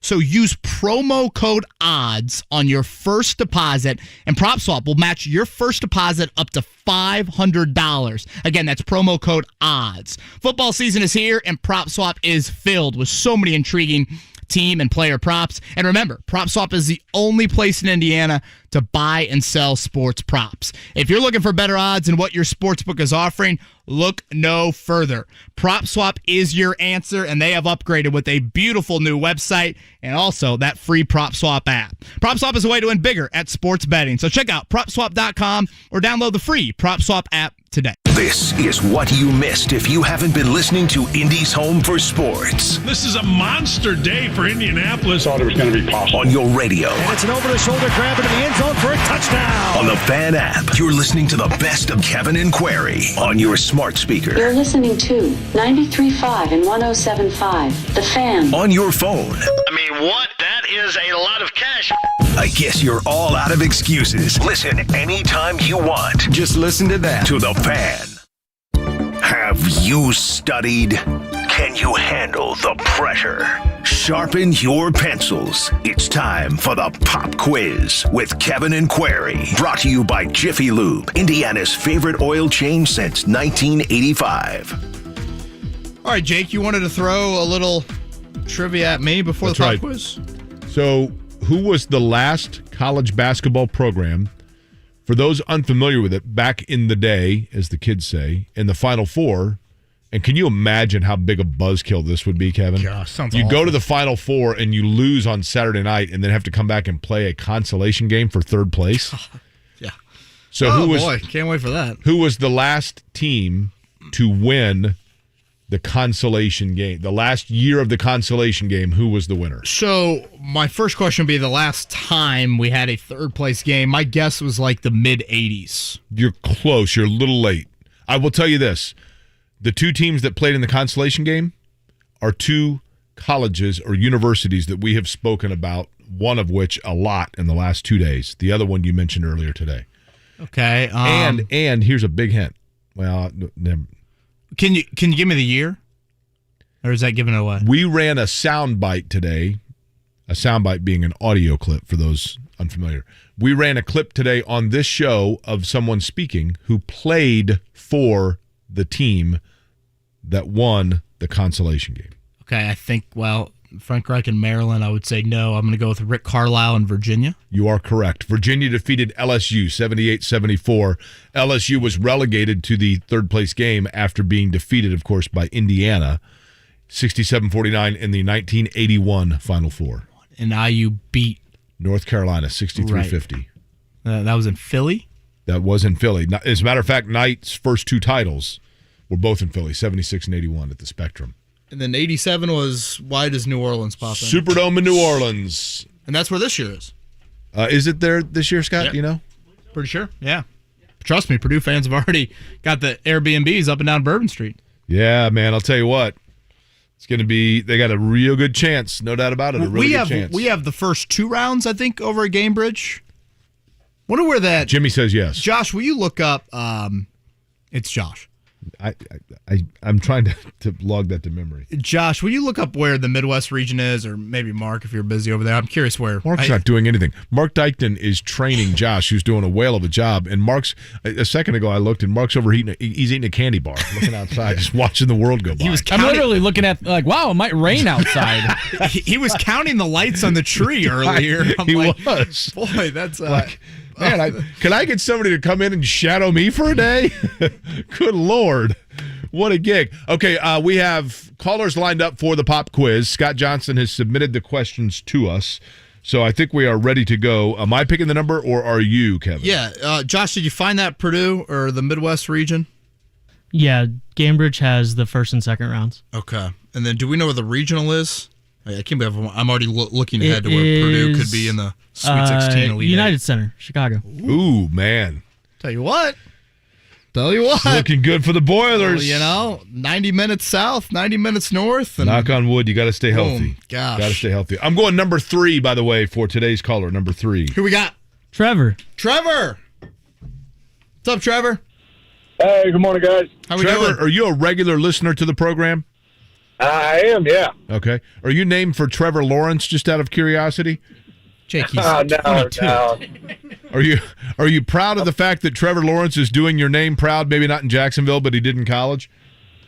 Well, yeah, I guess so. Okay, see, I feel a little bit better for my name, Mac, in that respect. Trevor, everyone either likes or strongly dislikes both Notre Dame and Ohio State. Where do you fall on either of those two? I'm indifferent.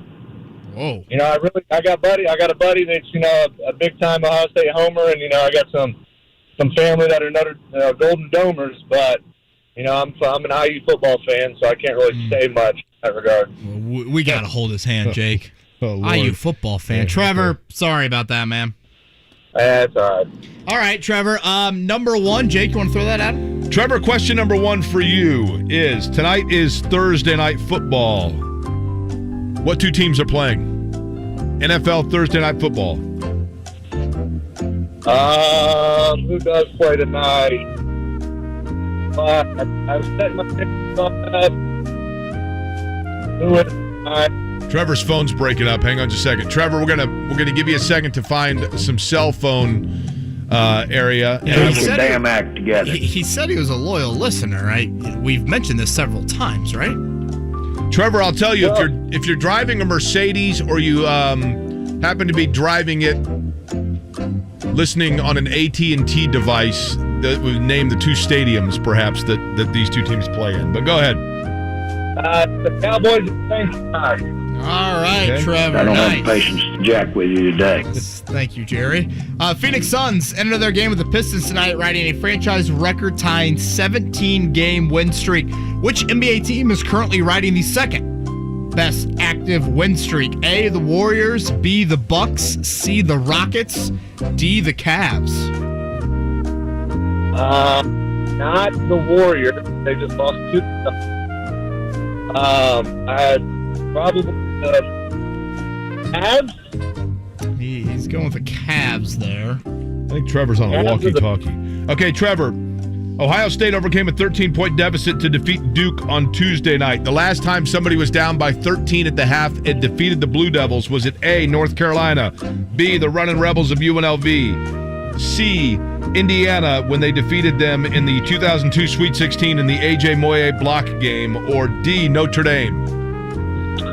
The IU game with A.J. Moye. Okay. All right, Trevor has listened before. All right, this day in 1951, the Green Bay Packers retired a uniform number for the first time in franchise history. Whose number did they retire? A, Curly Lambeau, B, Tony Canadeo, C, Johnny McNally. It ain't the one that he doesn't know the name of. D, Don Houston. Hudson, sorry. A, Curly Lambeau. Yeah. Last question for you, Trevor. On this day in 1984, Dan Marino threw his 37th touchdown pass of the season, which was an NFL single-season record for the time. He would finish the season with 48, a record that would stand until Peyton Manning, of course, threw 49 many years later. Name one of the 2 Hall of Fame quarterbacks that Marino passed with his 37th touchdown. One guy was a quarterback until he was like 70, and the other one had 2 letters as initials for his first name. Eagles in the 70s. The one guy he played like a really long time, and his last name is very vanilla, very plain. Yeah, very blah. Blanda. Okay. Nice. And then the other guy has initials for his first name.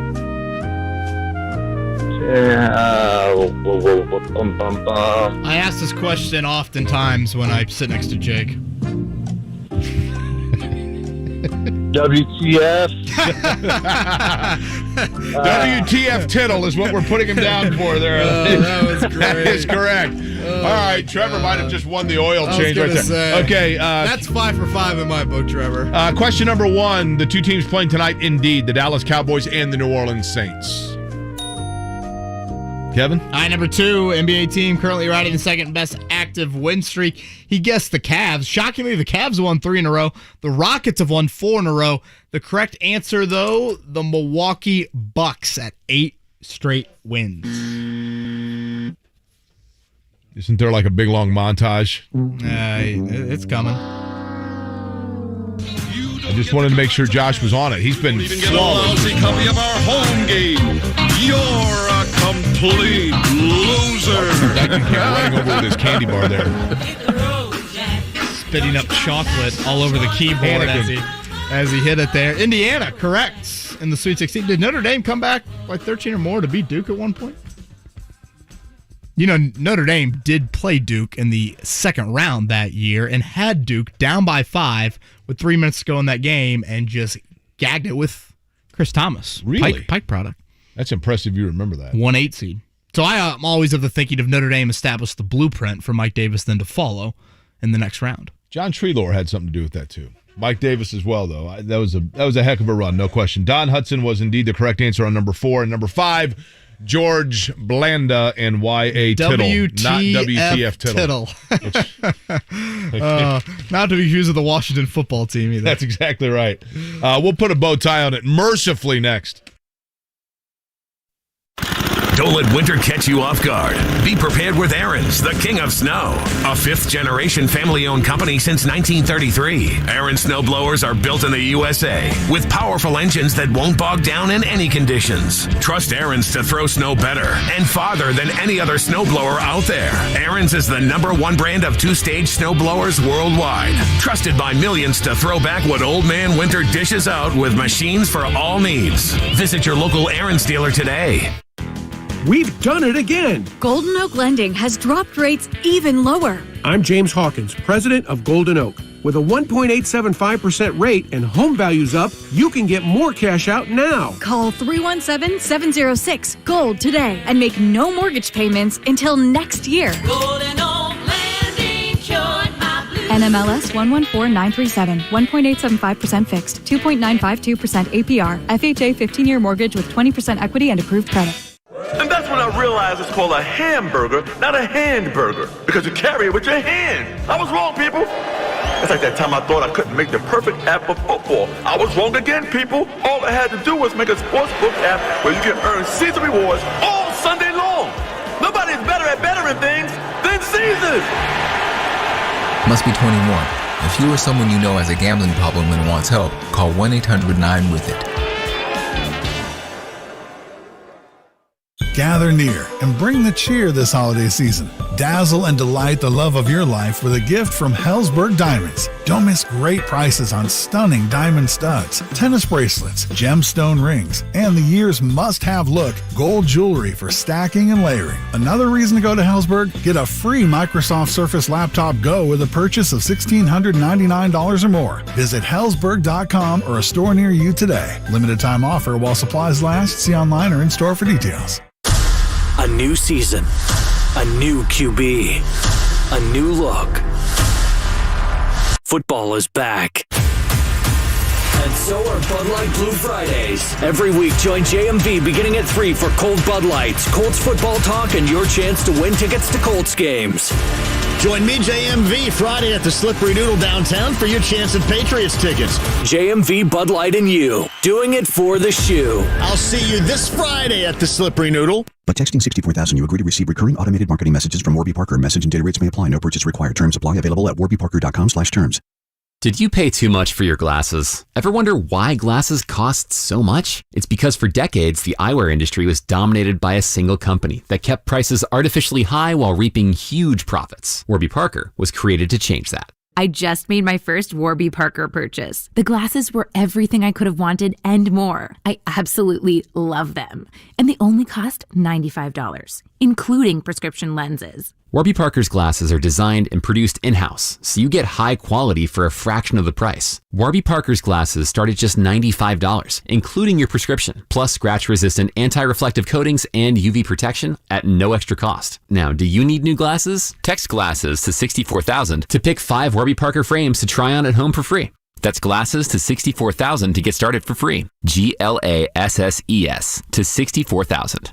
Hey, it's JMV for the absolute best. That's Lance and his local team at LD Smith Plumbing, 317-284-9526. I know from personal experience I had an emergency. No water, coldest morning of the year. On a Sunday morning, they're out and everything is great by noon. That's the folks you trust because it's not like you're going to get any notice regarding your plumbing going haywire. It's LD Smith Plumbing, 317-284-9526. It's online for the best, LDSmithPlumbing.com today. Soccer Saturday featuring Indy 11. If this is your football, this is your show. Saturday at 9 on The Fan.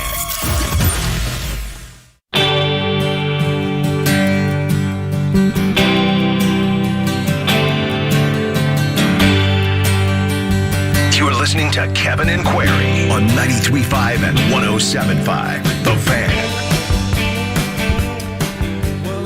Thank you to Steve Trout, director of Hard Knocks, for joining us earlier. If you guys missed that, have it on the podcast. Scott Agness and Zach Keefer as well. We are just about 48 hours away from conference championship Saturday in college football. Jake, if you were going to pick two teams for the city of Indianapolis for the national title right now, we talked about this a little bit earlier in the week, but ideally economic impacts. Ooh, who would you want? Of those that are realistically in contention, right? Let's go with those first six. So Georgia, Michigan, Bama, Cincinnati, Oklahoma State, and Notre Dame. You would say Cincinnati because of the fact that it's new to their fan base, except for they can drive in and out. Yeah. So I would say it's. I think there are three. Georgia's number one because they're going to travel, they're going to have a legitimate chance, and they're going to need hotels. Second probably is Notre Dame, just because even though obviously a lot of their fans are right here in the area, they are so nationally based, you're going to get people that are going to come in and they're going to travel massive, right? And then third is probably Oklahoma State. I think Oklahoma State would be big. There's a lot of oil money there, and I think Oklahoma State's got a pretty big fan base. So do you want people getting on airplanes, or do you want people in driving distance that might have a longer stay? If that makes sense. I think most people, that's a good question. Because I can guess here, I can hear arguments for both. Yeah, I would think, well, like what, give me a driving school you're thinking of. Well, I mean, honestly, some people in northern Georgia, if they're really diehard fans, they might just drive in like Friday. Whereas if you're like the Oklahoma State, crew or the Notre Dame national crew, you might make it more of, why'd I say Friday? The game's on Monday. Yeah, I can tell you this. I have gone to Clemson national championship games, and I flew in Sunday. No, did I fly in? I take that back. I flew in Monday afternoon and flew out Tuesday morning. So I did one night. Yeah, that's what my brother did. And I think that's what a lot of people would do. Unless, for example, if we know this much, Todd Meyer wants the gas tax. If Purdue was in it, Todd Meyer would be there on the previous Monday. Oh yeah, and they'd be like, "There's a guy dressed in black and gold." That's Purdue been sitting Pete's out. father is claiming to. All we know is he's got on a Purdue shirt and he appears angry. We don't know why because they're playing. Claiming to be here right now. He's going to be here all week. It's a good question, though, in terms of the hospitality tax, Kevin.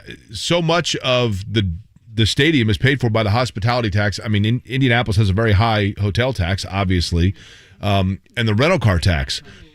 Rental cars are a trick right there in their own right, especially for Indianapolis, because once you get into the downtown quadrant, you really don't need a car.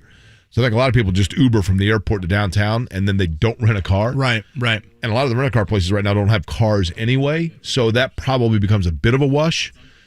But I think listen, I would strongly encourage people, not just because I love Indianapolis and I want to see the economic boom to also stay here within, but when the NCAA tournament was here and every school was here, and when the Final Fours have been here, all of those things, I have loved being able to go down and just soak up the atmosphere and see the fans from the different teams walking around and people wearing their. I mean, it's awesome. Yeah, everything about it's awesome. It's awesome. One of my wife's clients is a big Iowa fan. She said the closest that they were able to find is Greencastle. Really? For I think it's a Friday. Well, I think it's a Friday night into. Don't Saturday. you feel bad when you talk to people that come in from out of town? And they say like, "Oh yeah, we got a hotel room, everything," and then they tell you where. And I'm not going to say anything to disparage any hotels or areas of town here, but then they say where they're staying and what side of town, and you think to yourself like, "Yeah, boy." Yeah, you kind of swallow in your throat a little bit. And yeah, you're like, I don't know about close that. Uber to some good spots here. That's right. The other debate that I think we'll obviously have Saturday into Sunday because the final polls will come out Sunday, so the college football committee will meet late Saturday into Sunday.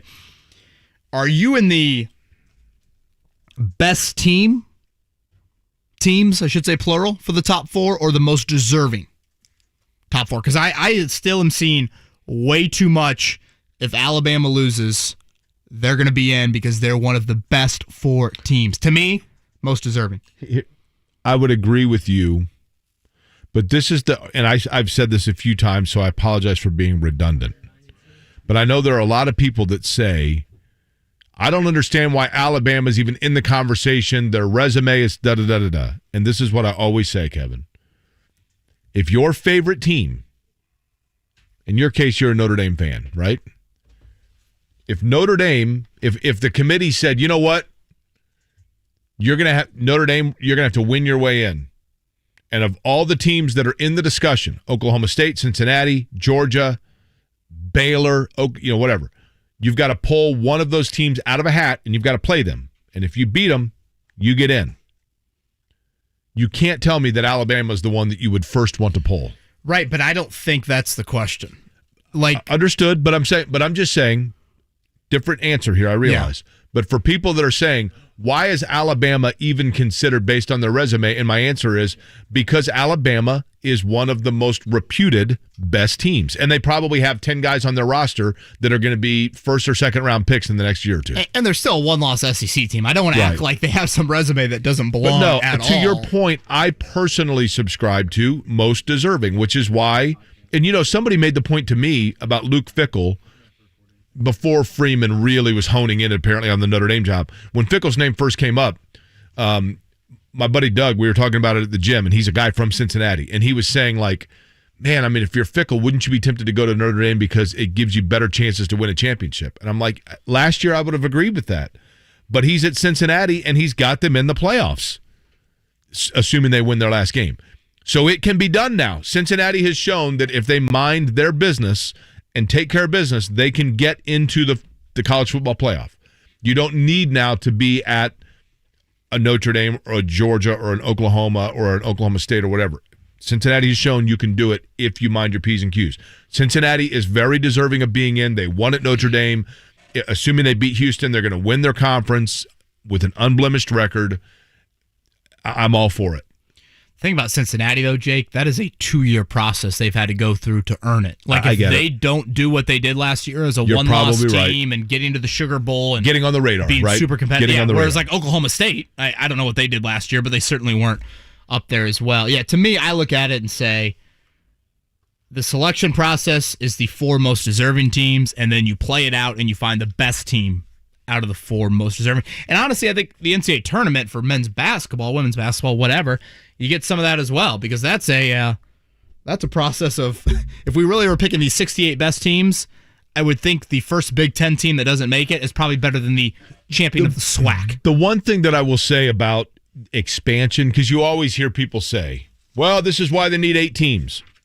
I get it, but Kevin, you mark my words. If they move this to an 8-team playoff, we need 16. A year from now, we are sitting here saying, I'm telling you right now, Baylor is a better number 9. They are number 9, and the 8 West Virginia is not worthy of being number 8. It's never ending. And someone made a really good point. You expand it. Think about the luster you would have lost in Ohio State, Michigan last Saturday. Yeah. That now you're right. You'll find some other games to build up, but that's something that you have to acknowledge as well. Hey, Josh, nice job on the board. Marc, obviously, just go on vacation. Kevin, we're back at it tomorrow at 7, right? Yes, we are. You looked at me like you're terrified. Honestly, the brain did really well today, Jake. It did, you say? Yeah, yours. Okay, good. I'll stay up all night again. We'll talk to you tomorrow at 7. Have a great day, everybody. The Ride with